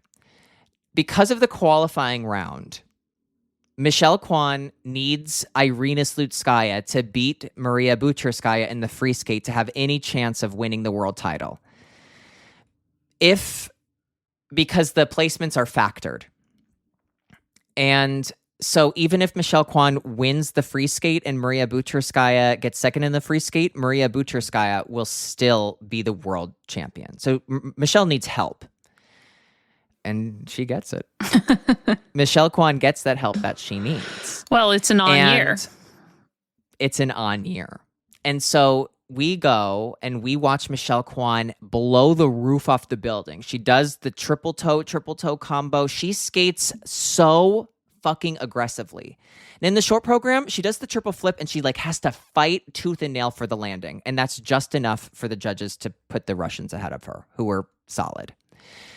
Free skate, she's going, I don't think so. She skates to the red violin. It's another iconic Michelle Kwan free skate. This free skate is like, she went balls to the wall.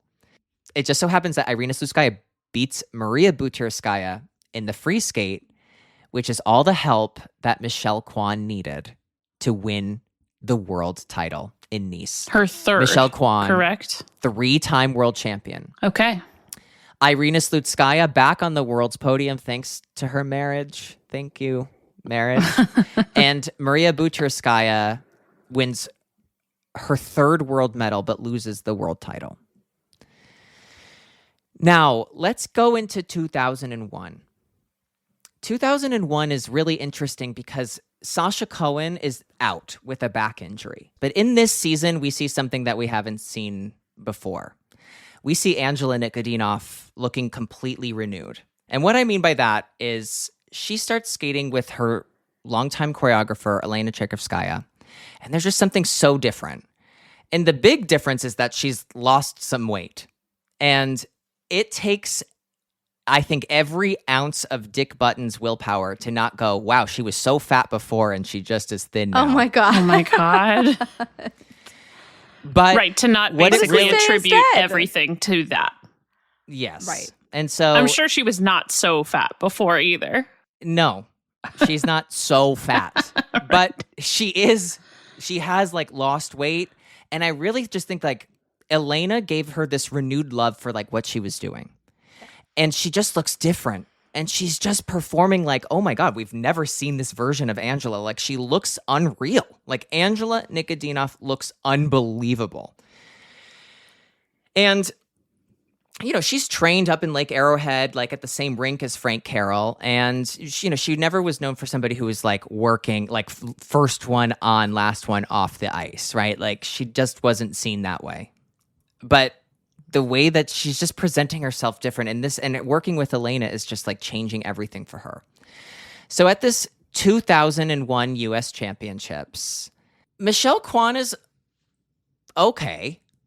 She's not great. Sarah Hughes is good. But Angela Nikodinov is like the performance of the event. I arguably think Angela should have been the US champion. And she's third. She doesn't do any combination jumps in her program, except she tries one at the end and like lightly steps out of it. It like breaks the spell. Because I'm almost like if she didn't try that, they would have just given Angela the national title. because like she's so famous for like doing the first 2 or 3 jumps and then like doubling the rest. Yeah. And there's just something so crazy about like when we watch this program, it's like, okay, here she goes into the sow cow, it's a double, and we're like, oh, a triple. And then she goes into the second triple Lutz, and we're like, it'll be a double, and we're like, oh my god, she did a triple. And then she just keeps doing more triples, and it's like, oh my god, and it's like she blows the roof off of this motherfucker. And Sarah Hughes had been having this like really good, like had a lot of momentum in this season too. Like she's starting to beat Maria Butyrskaya. She's starting to be quite competitive. And she edges out Angela, and Michelle Kwan wins another national title. But we're sending this like great worlds team to Nice. Now, you mentioned that Michelle Kwan was on again, off again with these titles. And there's been a bit of a trend of whoever has been the reigning world champion has gone on to win the next Olympic Games. Right. And, you know, we see this from 1988, right? The 87 world champion, Katarina Witt. So it's got some merit. Yes. We see it in 91. Kristi Yamaguchi, world champion, wins the Olympics in 92. 93, Oksana Bayul, 94 Olympic champion. 97, Tara Lipinski, Right. 98 Olympic champion. So whoever wins this world championship is going to be heavily predicted to win the Olympic title, and it will be favored and also has like the momentum of witchcraft behind them. The witchcraft and probably the sponsor money. Maybe also the sponsor money. And so Michelle Kwan is just not trending up in the way that Irina Slutskaya is. But Michelle Kwan is she's still got it. Like we know Michelle Kwan still has it. But then of course, as soon as we get to the World Championships, Michelle Kwan has to do the qualifying round. Her boot breaks on the 6-minute warm-up. Oh boy. Heel snaps. And she's like, okay, this isn't good. Well, her dad, Danny Kwan, runs down with a drill and nails, and he drills the heel back onto the boot. And she goes out and she skates a clean fucking program in qualifying. Yeah, she's obviously like stiff. Like she's stiff, but everybody's like, her boot just broke. And she only had like 1 minute to skate in the broken boot. Like she couldn't finish the 6-minute warm-up. Right.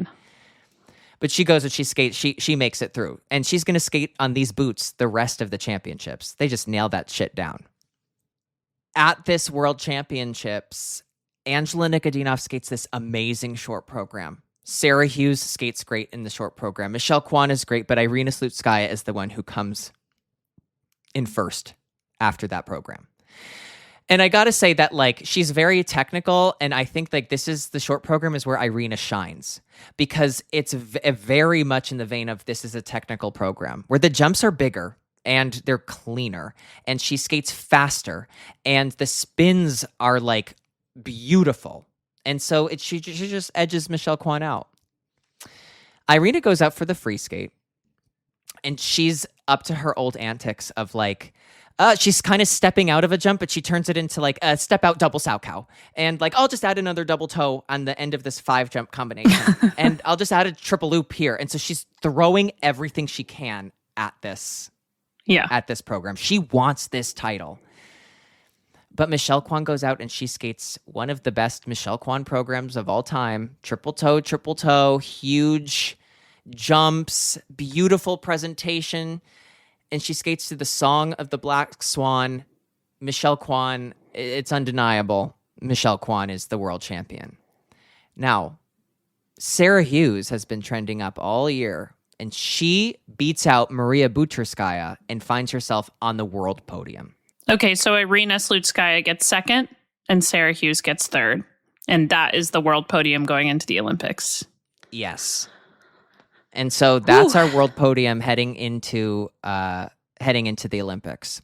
Now, you can imagine at this point, I told you, Michelle Kwan breaks the rhythm that she's been getting into of winning every other world championships. This is the first time she's ever defended her world title. She wins that 2001 world championship. Everything seems to be pointing in the direction of Michelle Kwan is going to have every door open And every possibility is saying, okay, she's going to be the Olympic champion in 2002. We're heading into an Olympic Games in the United States. The crowd is going to be behind her. Everything is turning She's up our girl. roses. She's The our stars girl. are aligned. The stars are aligned because, she was going into the Nagano Games in 98 with less experience. Now she's going in as a 4-time and reigning world champion. And she's just on top of the world. I don't think we've ever seen her in better shape. You have your wine, right? Let me grab Never it. One without second. it. Good. Because In hand.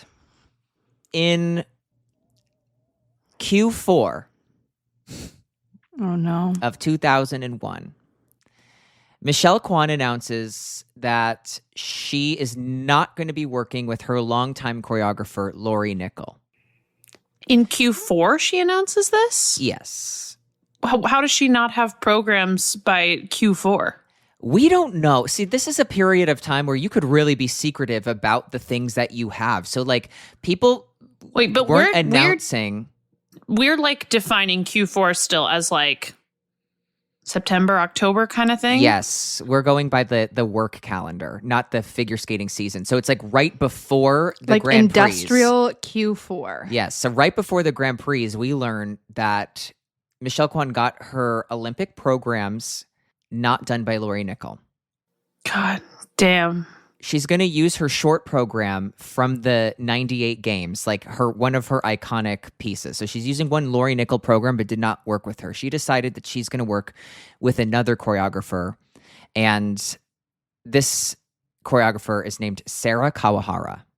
Okay. Oh, okay. Yes. Now, Sarah is an excellent choreographer. She's a brilliant choreographer. She's actually one of the choreographers that choreographs some of the opening ceremonies in Salt Lake. Another thing about her, which is completely unrelated to this story, but important, is that she's the mother of Haley Kiyoko, Yes. lesbian Jesus. So The lesbian Jesus to Johnny Weir's gay Jesus. Yes. So if you didn't know that, now you do. Okay, this has to feel crazy to skating fans. I'm not done. I'm not even done. She's doing some crazy shit this season. That's why we're holding our wine right now, Sarah. Nicole not doing the long program. I'm also going to be announcing, now I am speaking as the voice of Michelle Kwan. Mm-hmm. From the grave. Well, I will no longer be working with Frank Carroll. Yeah. Damn. Double homicide. That's the original damn double homicide. Now, you have to believe me that this sends a shiver down my spine still to this day. This shocked the skating world. And this also shocked Frank Carroll. He's like, I had no idea this was coming. I had no idea. I knew that we He had had some to have known she got her program somewhere else, at least. that was decided that they Yeah. were good. That was a decision that they made together, right? Sure. Okay. But the coaching change is one that he was like, I did not see this coming. And he's very, cordial in interviews that he gives where, he's like, I'm not going to say, I would never say that without me, she can't win. But it's a crazy thing to, change coaches. She's not even changing coaches. She's decided she's not going to have a coach. Michelle Kwan has decided that she does not need a coach and she needs to do this on her own. And she says that when you're an athlete, at the end of the day, there's a lot of things that a coach needs to teach you, but you get to a certain point and you get out there and you have to do it on your own. I mean, that is so true. To a but point. you also need a coach. Right. right. Because you still need a coach. Who's stepping in to be the coach, to be there? You'll never Dad. guess. Danny Kwan. Dad. Danny Kwan. Now ask me what his skating experience is. I don't have to because it's the same as Surya Bonaly's mom. Yes, they were trained by the same, Suzanne Bonaly and Danny Kwan trained by the same coach, none. And they're both coaching their daughters. Okay? Uh-huh. So this is like absolute insanity. Michelle Kwan is skating without a coach. Now, I cannot believe people let this happen. But you know how it happened? She's a 4-time world champion. What are you going to tell Michelle Kwan? Yeah, they can't say anything to her. Yeah. It's insane, though. Somebody should have been like, that's not a good idea to be coachless. But nobody's ever tried this, right? Do we ever get reasons later from Frank, from Michelle, from anybody involved as to why this happened? Never? She needed to do it on her own. She needed to do and this that was one on something her she came own. up with by herself, or who knows? We'll never know. But we will know that her dad is right there alongside her. So she's really not trying to do it by herself. Yeah. She's trying to do It's it with her someone's dad. very much. Well, it's Not like her like dad's that. trying to do it. Yeah, it's a little like her dad is doing it. Yeah. So this is just absolutely mind-boggling. The reigning world champion, Michelle Kwan, who is the favorite for gold, is going to go into the Olympic Games without a coach. And there's the what the hell is going on reaction. And there's the other reaction of John Nix gives a quote and he's like, I wonder if this is going to become a trend that skaters will get to a point and they'll just be like, I don't need a coach. And so he's even wondering, is this the future? Spoiler alert. No. It wasn't. It wasn't. I don't know. A coach does so much more than just tell you if something's good or bad. It's not just technique. It's a support system. It's a training system. Structure. It's emotional load being taken off your shoulders, mental load. You need that person to put that onto. And here's the thing. People skate, many elite skaters today skate with their parents as their coach, right? But the thing is their parents have years of skating experience. Those parents are Olympic skaters in a lot of the Yes. high profile cases. Yes. Yes. And some of them champions in their own right. And I am still sort of looking in my record books and not seeing Danny Kwan in any of the Olympics, but I could be missing it. You should go further back. Yeah. To what I'm going to keep looking. decade do you think? Keep searching. So it's what the hell is going on? So Michelle Kwan enters her first event, the Goodwill Games. Irina Slutskaya beats her. And what's so interesting right now is that it almost feels like there's this new sort of mindset that she has where she needs to do these triple combinations. And, it was really becoming a hot topic, because Irina Slutskaya was pushing the envelope, sometimes doing 2 triple combinations. And she's doing combinations with the triple loop at the end. So hers are much harder than the ones that Michelle Kwan is trying, which is just the toe at this point. Okay?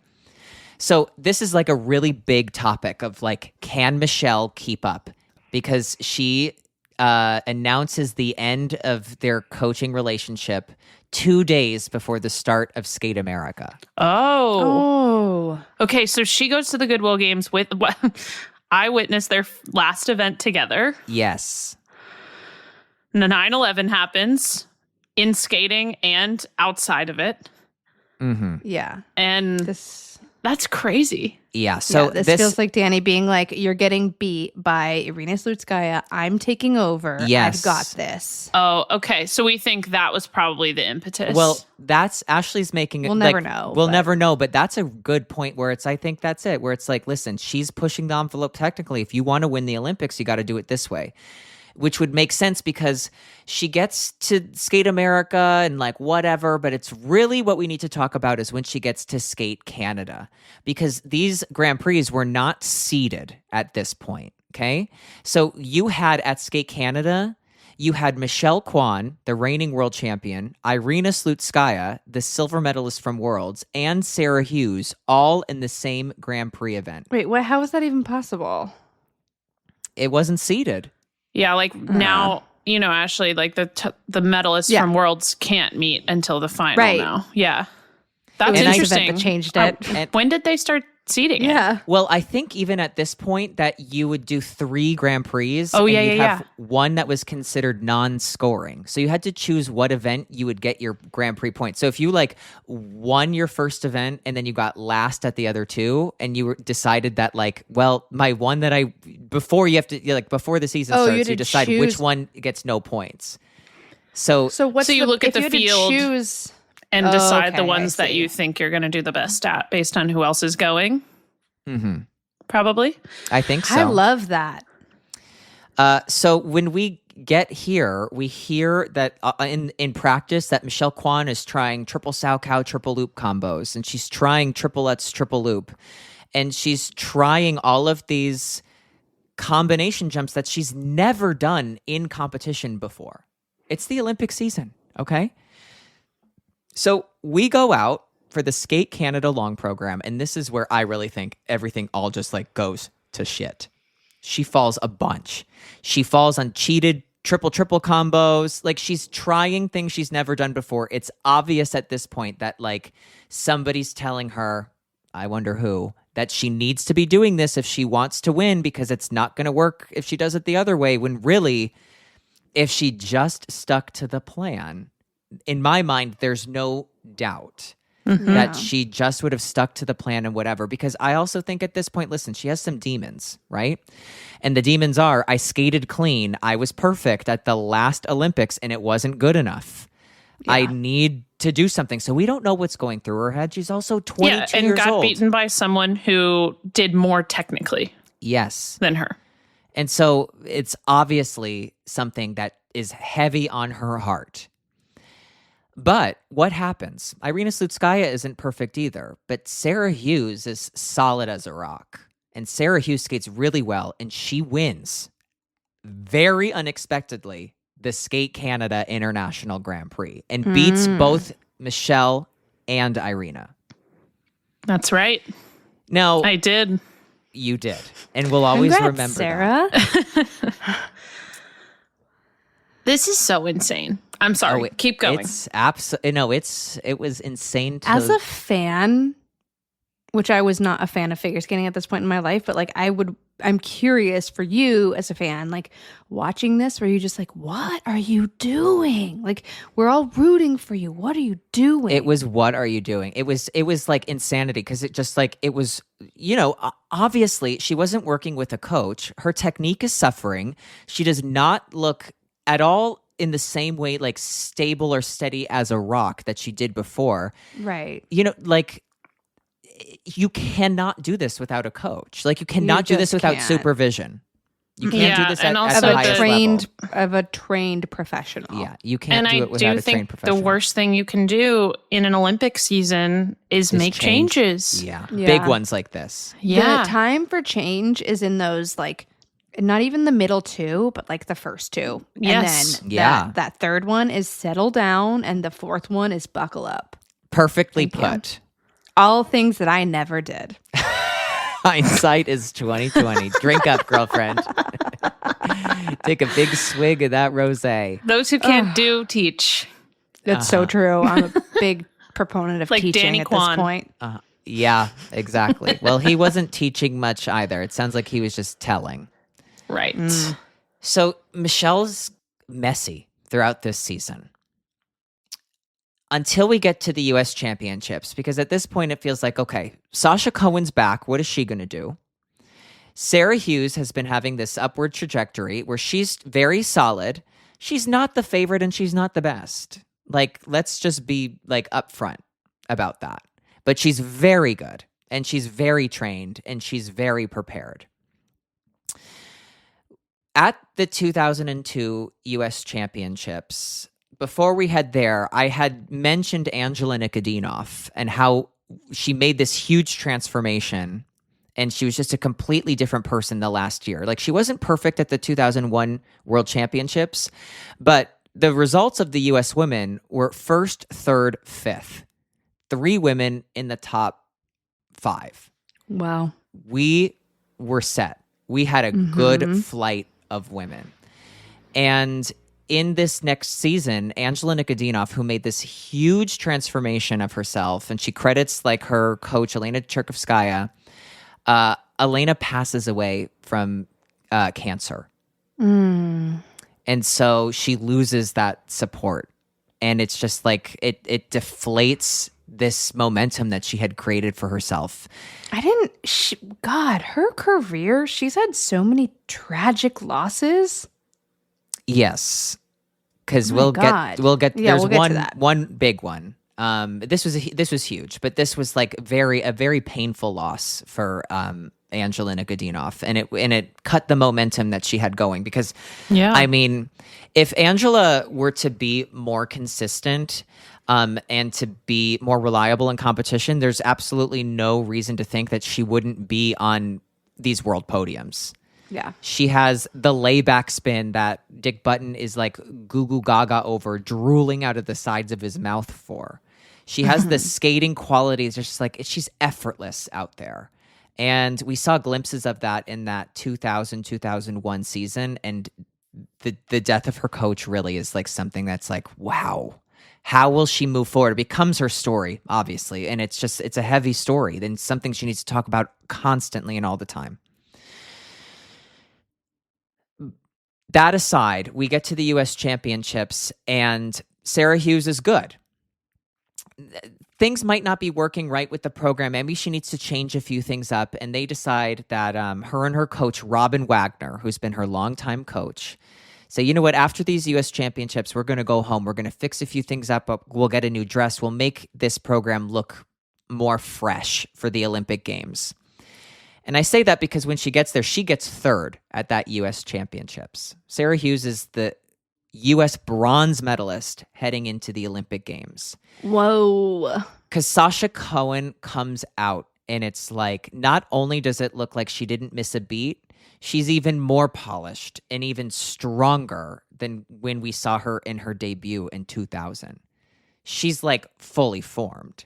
She is incredible, and she has this great skate. The only thing she does in her short program, puts her hand down on the last sow cow. Who cares? Is Sasha Great. one of these people? And I know we'll do more Sasha lore, as time goes on, but one of those people who is really good at nationals? No, it doesn't matter what the event is. She'll make a mistake, or like it's not one event where she's like really good and others where it's like, oh, this is just not hers. just these 2 years she did really well at nationals, and then like she did poorly at junior worlds right after. So I wasn't sure if that was a trend or yes. No, This is just like, because we don't really know her that well. Inconsistency is the trend. Yes. Okay. And, the thing about Sasha at this point, like she was at Skate America and she's starting to make waves in the season. Like the judges are starting to recognize her. She's solid throughout the year, but like she hasn't been at the U.S. Championships. Even, in fact, at the 2001 Skate America, they show her in practice landing a quadruple sow cow. Like Sasha was a very serious threat. And so Sasha Cohen shows up. She's the silver medalist. And Michelle Kwan, every doubt anybody had about her was put to rest after she skated at the U.S. Championships in 2002. Can she do it? What happened? She's been a mess. Can she be solid? Can she pull it together for the Olympic Games?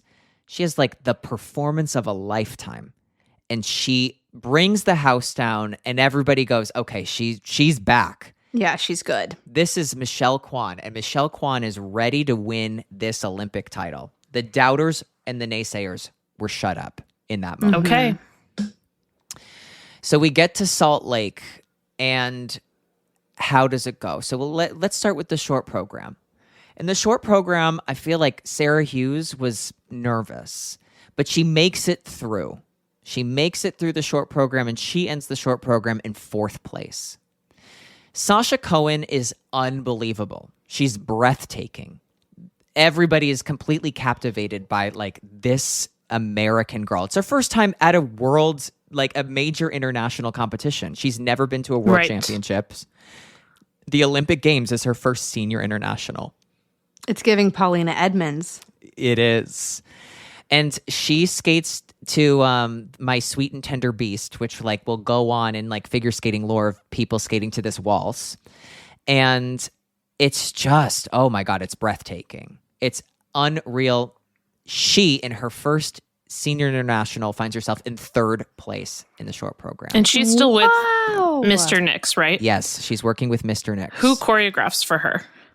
It's really unclear like who the choreographer is, because there is like when they do the backgrounds and the bios on the skaters, they talk about how she does a lot of the choreography herself, and that there's somebody who comes in and polishes her stuff. Got it. So I think she's heavily involved, and she's never working with a major choreographer at this point. Okay, so she's in 3rd after the short program. Yes. And now I don't agree with the result of the top 2.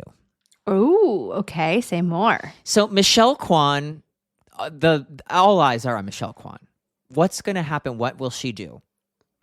And she's skating the same routine that she skated in Nagano. And she goes out.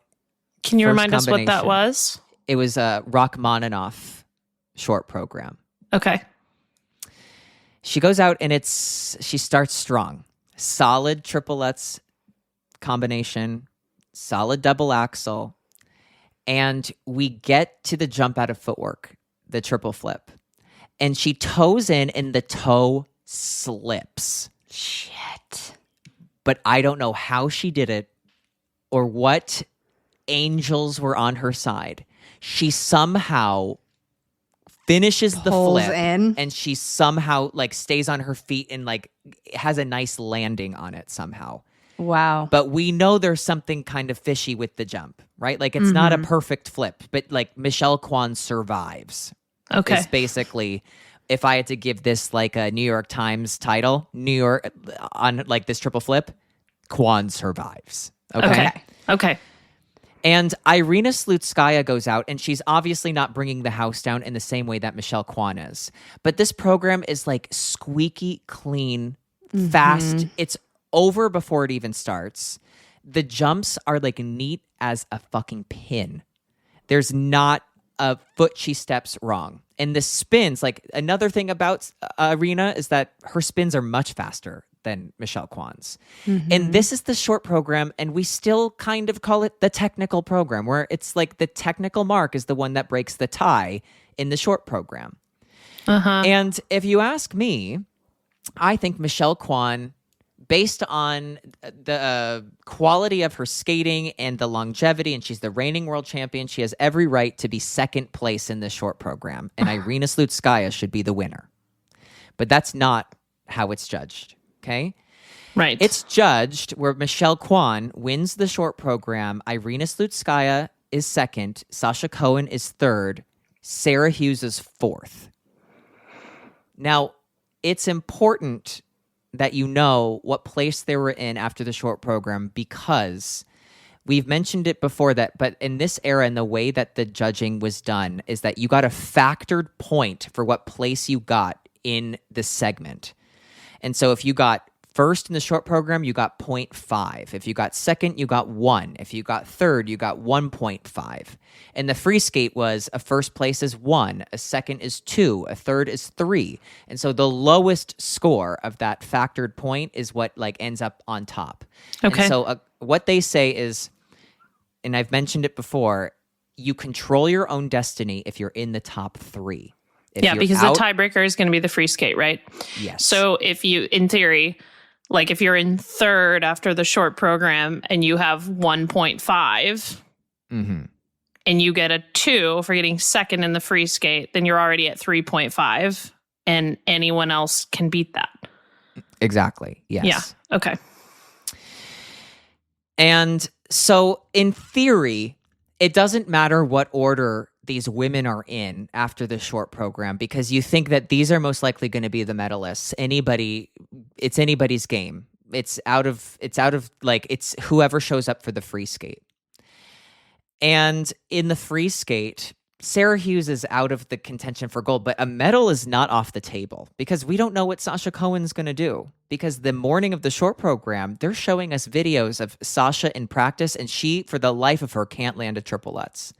She's like ass down, cheated, trying triples. Like, she's having some struggles.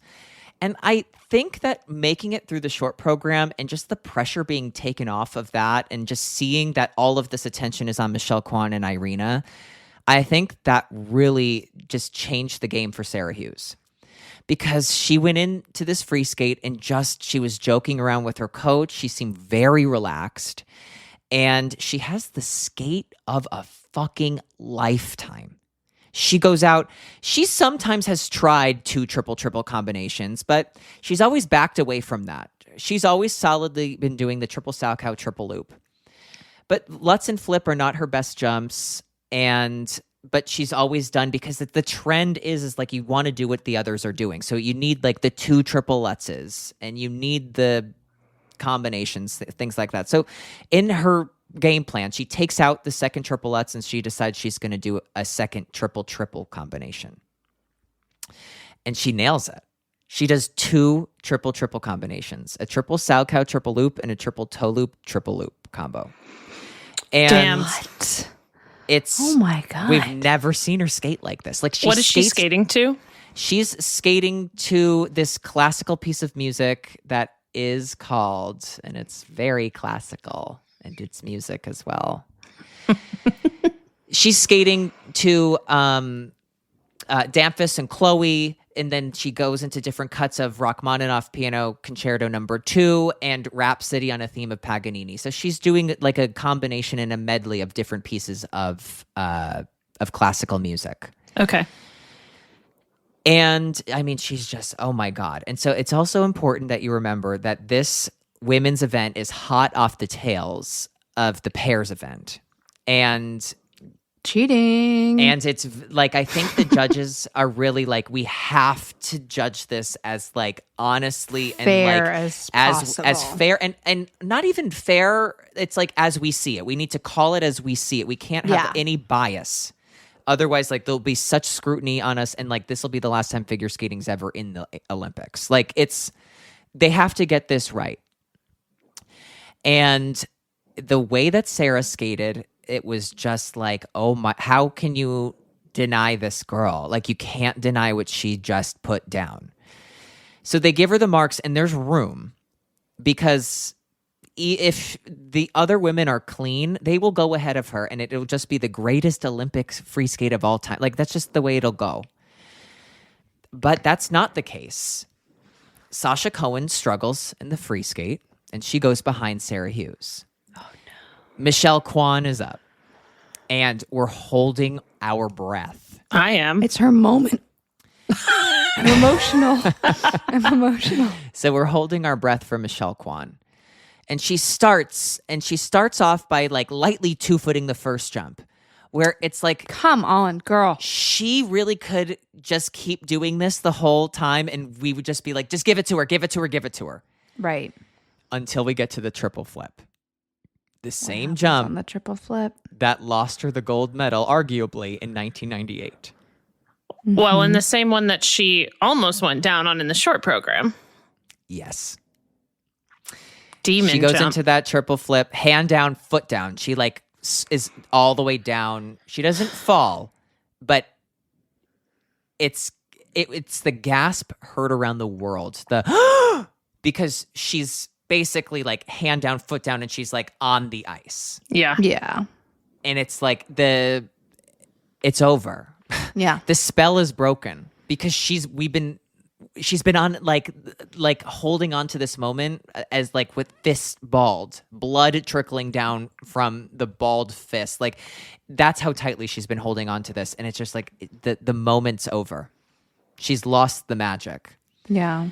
And that was the end. I mean, she makes it through the rest of the program. She fights and she gives it her all, but it's not going to be enough. So she's done, and the current results are Michelle Kwan first, Sarah Hughes second, Sasha Cohen third.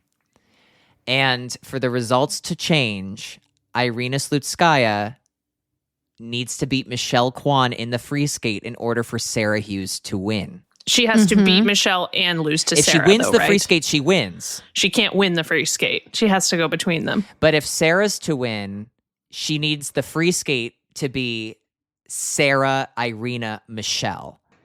But if Irina gets third in the free skate, Michelle Kwan wins the gold medal.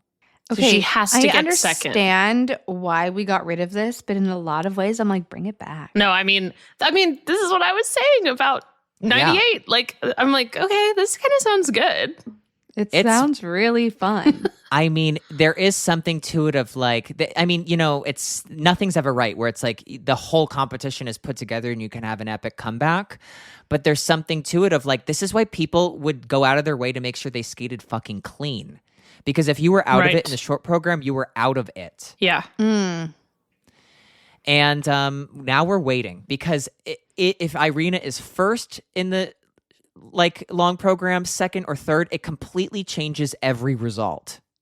Wow. Right?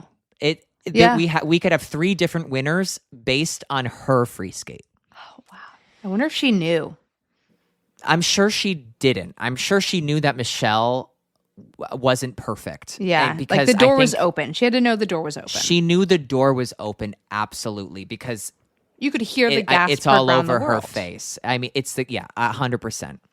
And she can hear the scores of Michelle Kwan backstage, whether she's trying to or not. If Michelle Kwan were even close to perfect, she'd be getting 9 6.0s. Like, it'd be over. But she can hear that there's room. And so she goes out and she's solid, but she's obviously conservative. And she's not trying the triples. She knows a clean skate can win the free skate, right? Like that's the goal. She thinks she just needs to win the free skate. She doesn't know, or I don't think she knows that she needs to beat Sarah Hughes, who just did this 2 triple free skate, that Irina needs to skate a program with technical content. She's going out there to beat Michelle Kwan. Yes. She goes out and she does beat Michelle Kwan, but she does like an illusion at the end of a triple flip. So she has the same kind of issues where it's just enough, because you could arguably say that Irina's jumps are bigger and cleaner and she's the world silver medalist. Like, there's an argument to be made that like Irina could be the winner of this free skate. But this is also off of the hot fucking tails of that pairs event where it's like, we have to do what's right. Yeah. We have to do what's right. We have to do what we saw. And Irina is the second best free skate of the night. Like, if that's Sarah what it is. had done a perfect free skate, but no triples, then, you know, if they put Irina ahead of her, it feels less like, wait a minute. You could be like, sure. But she was perfect and she did 2 triples. And we've talked about it before, but in this era of skating, it's like you can't deny the clean program. Yeah. Especially if they do the technical merit. Like, people are still, like, it's not all like people are skating conservative and not going for anything. Like, they're going for things, but they know if they don't land it, that like it's ruined the magic, right? Like, there's no accumulative points that they're getting. And so Irina gets those scores and she's obviously devastated. This is out of nowhere. Sarah Hughes is the Olympic champion, but it's exactly the way that event should have gone. And so if I go back to, I believe that the short program score should have been different, right? Now, if Irina was winning the short program and she was second in the free skate, Irina Slutskaya would have won. But I also believe that they did Michelle Kwan, and they did not do her a favor by putting her in first place in the short program. And I also believe that Michelle would have skated totally differently if she was in second place. Spot. Right? Yeah. So you could argue, like, I just think that the short program results should have been different, but you can't just do that. You have to say the pressure and the expectation on all of these athletes would have been totally different. Yes. Irina leading versus Michelle Kwan trying to go on the attack versus the defense, it would change everything. Yeah. I mean, you could even argue that Sarah Hughes would skate differently if Michelle Kwan had been placed second. Like, that the attention would be maybe a little different. Exactly. Like, you could make that argument about anyone. You can make the argument for anybody, but I do think that this was a time where it was like Michelle Kwan shouldn't have won that short program. And that would have changed the course of history had she not. But it wasn't the tale to be told on the run through in 2025. No, it And wasn't. so when you look at our podcast cover and you see 3 bodies and our cutout faces, that is your 2002 Olympic women's figure skating podium. Led by Sarah Hughes, the real Real. Olympic The champion. undoubtable. Olympic champion. Yes. And I think that's a great place to end this part 2 of the lore. We have a lot to cover. I mean, but there's jail. I'm going to There's- add a personal part of the lore, which I maybe have said on this podcast, but after Sarah Hughes won the Olympics, she was on the cover of Sports Illustrated. And it was like a cover that said leaps and bounds. And it's like how this American teenager surprised everyone. I don't remember exactly. But my mom framed it and put it on my wall just because we had the same name. I never watched figure skating. I had no... Actually, and I still I have something that to add. from my room. And it was just sort of a coincidence that I ended up working on figure skating. And here we are. And now I know Sarah, and I'm impersonating her actually on a podcast. as we speak. Yes. Now, I have something to add since you said that after the Olympics, she was on the Sports Illustrated cover. There was one thing where it was like, that's interesting. Sarah Hughes was on the cover of Time magazine February 11th, 2002, before the women's event at the Olympics. And so people say, and she's on it in this gold dress. And so it's almost like that was the little like hoodoo voodoo that helped Sarah my God. Hughes win. And I remember this being a point of like, well, she was on Time. Why was Sarah Hughes on the cover of Time? Well, because she was about to be on the cover of Sports Illustrated, about Exactly. to be in a frame in Sarah Hughes, her imposter's home. This is not related to Sarah Hughes, but it is related to Michelle Kwan. I just want to shout out to the video game or computer game that I had of Michelle Kwan. You could make programs. You could pick the outfits. What? I don't know. Oh, yeah. I loved the Michelle It Kwan video came game. with the Michelle Kwan necklace. And I Yes. always chose her Lyra Angelica dress because it was stunning. So, duh. And I was never good at this program. And her double axles were always really bad. So, So, So, fuck True you, to Michelle form. Kwan. yeah. wow. oh my we God, had that game was such just so different childhoods. Oh no, Such- I would have one of my friends like tutor me in math, and if I did really well, she was like, you can play the Michelle Kwan computer game. And obviously that motivated me to now I'm a math fucking wizard. Right, Because of of course. Michelle Kwan. Thanks, Michelle. I mean, this is like gut wrenching. Wait, Adam, can you, I mean, I can do it if you want, but can you talk about the gala in Salt Lake City? Because I think it's the most, like one of the most iconic things in Michelle's career. I mean, in the lead up to this Olympics, everybody's thinking it's Michelle Kwan's, right? Like I said before, it was like she was trending up the Olympics in the US. And so in this collection of programs that she had for this season, her exhibition was Fields of Gold. sung by Eva Cassidy, which she skated in a gold dress, a gorgeous gold dress. And in the middle of this program, this is one of the most iconic skating programs of all time. In the middle of this exhibition, first of all, she skates brilliant. She does. Like she does the jumps that we all know she can do. Like they're solid as a rock again. And in the middle of it, she's bawling, sobbing, Yeah. crying through the program, tears streaming down her face. Like it's gut-wrenching, and it's Beautiful. what a privilege to have a program like that, because it's the perfect program. Yeah. But yeah, That's the gold medal moment. yeah, she does it. That is the gold medal moment that she gets because she doesn't get gold either No. of the times that she's favored to win it. No. And when we continue into the next part, Michelle Kwan does not go away. She's Yeah. still involved in the next quad, and she will try to make it through to the 2006 Olympics, and you'll have to wait and see if she makes it there. I also am involved in the next quad. Yeah, you As are. a flower girl. as a sweeper. And you know, we Yes, haven't you been are. doing enough sweeper lore on this series, and I think that's We about really to change. do need to bring in some sweeper lore. I It's can tell you about all to about change. it. Part 3, very heavy on the sweeper lore.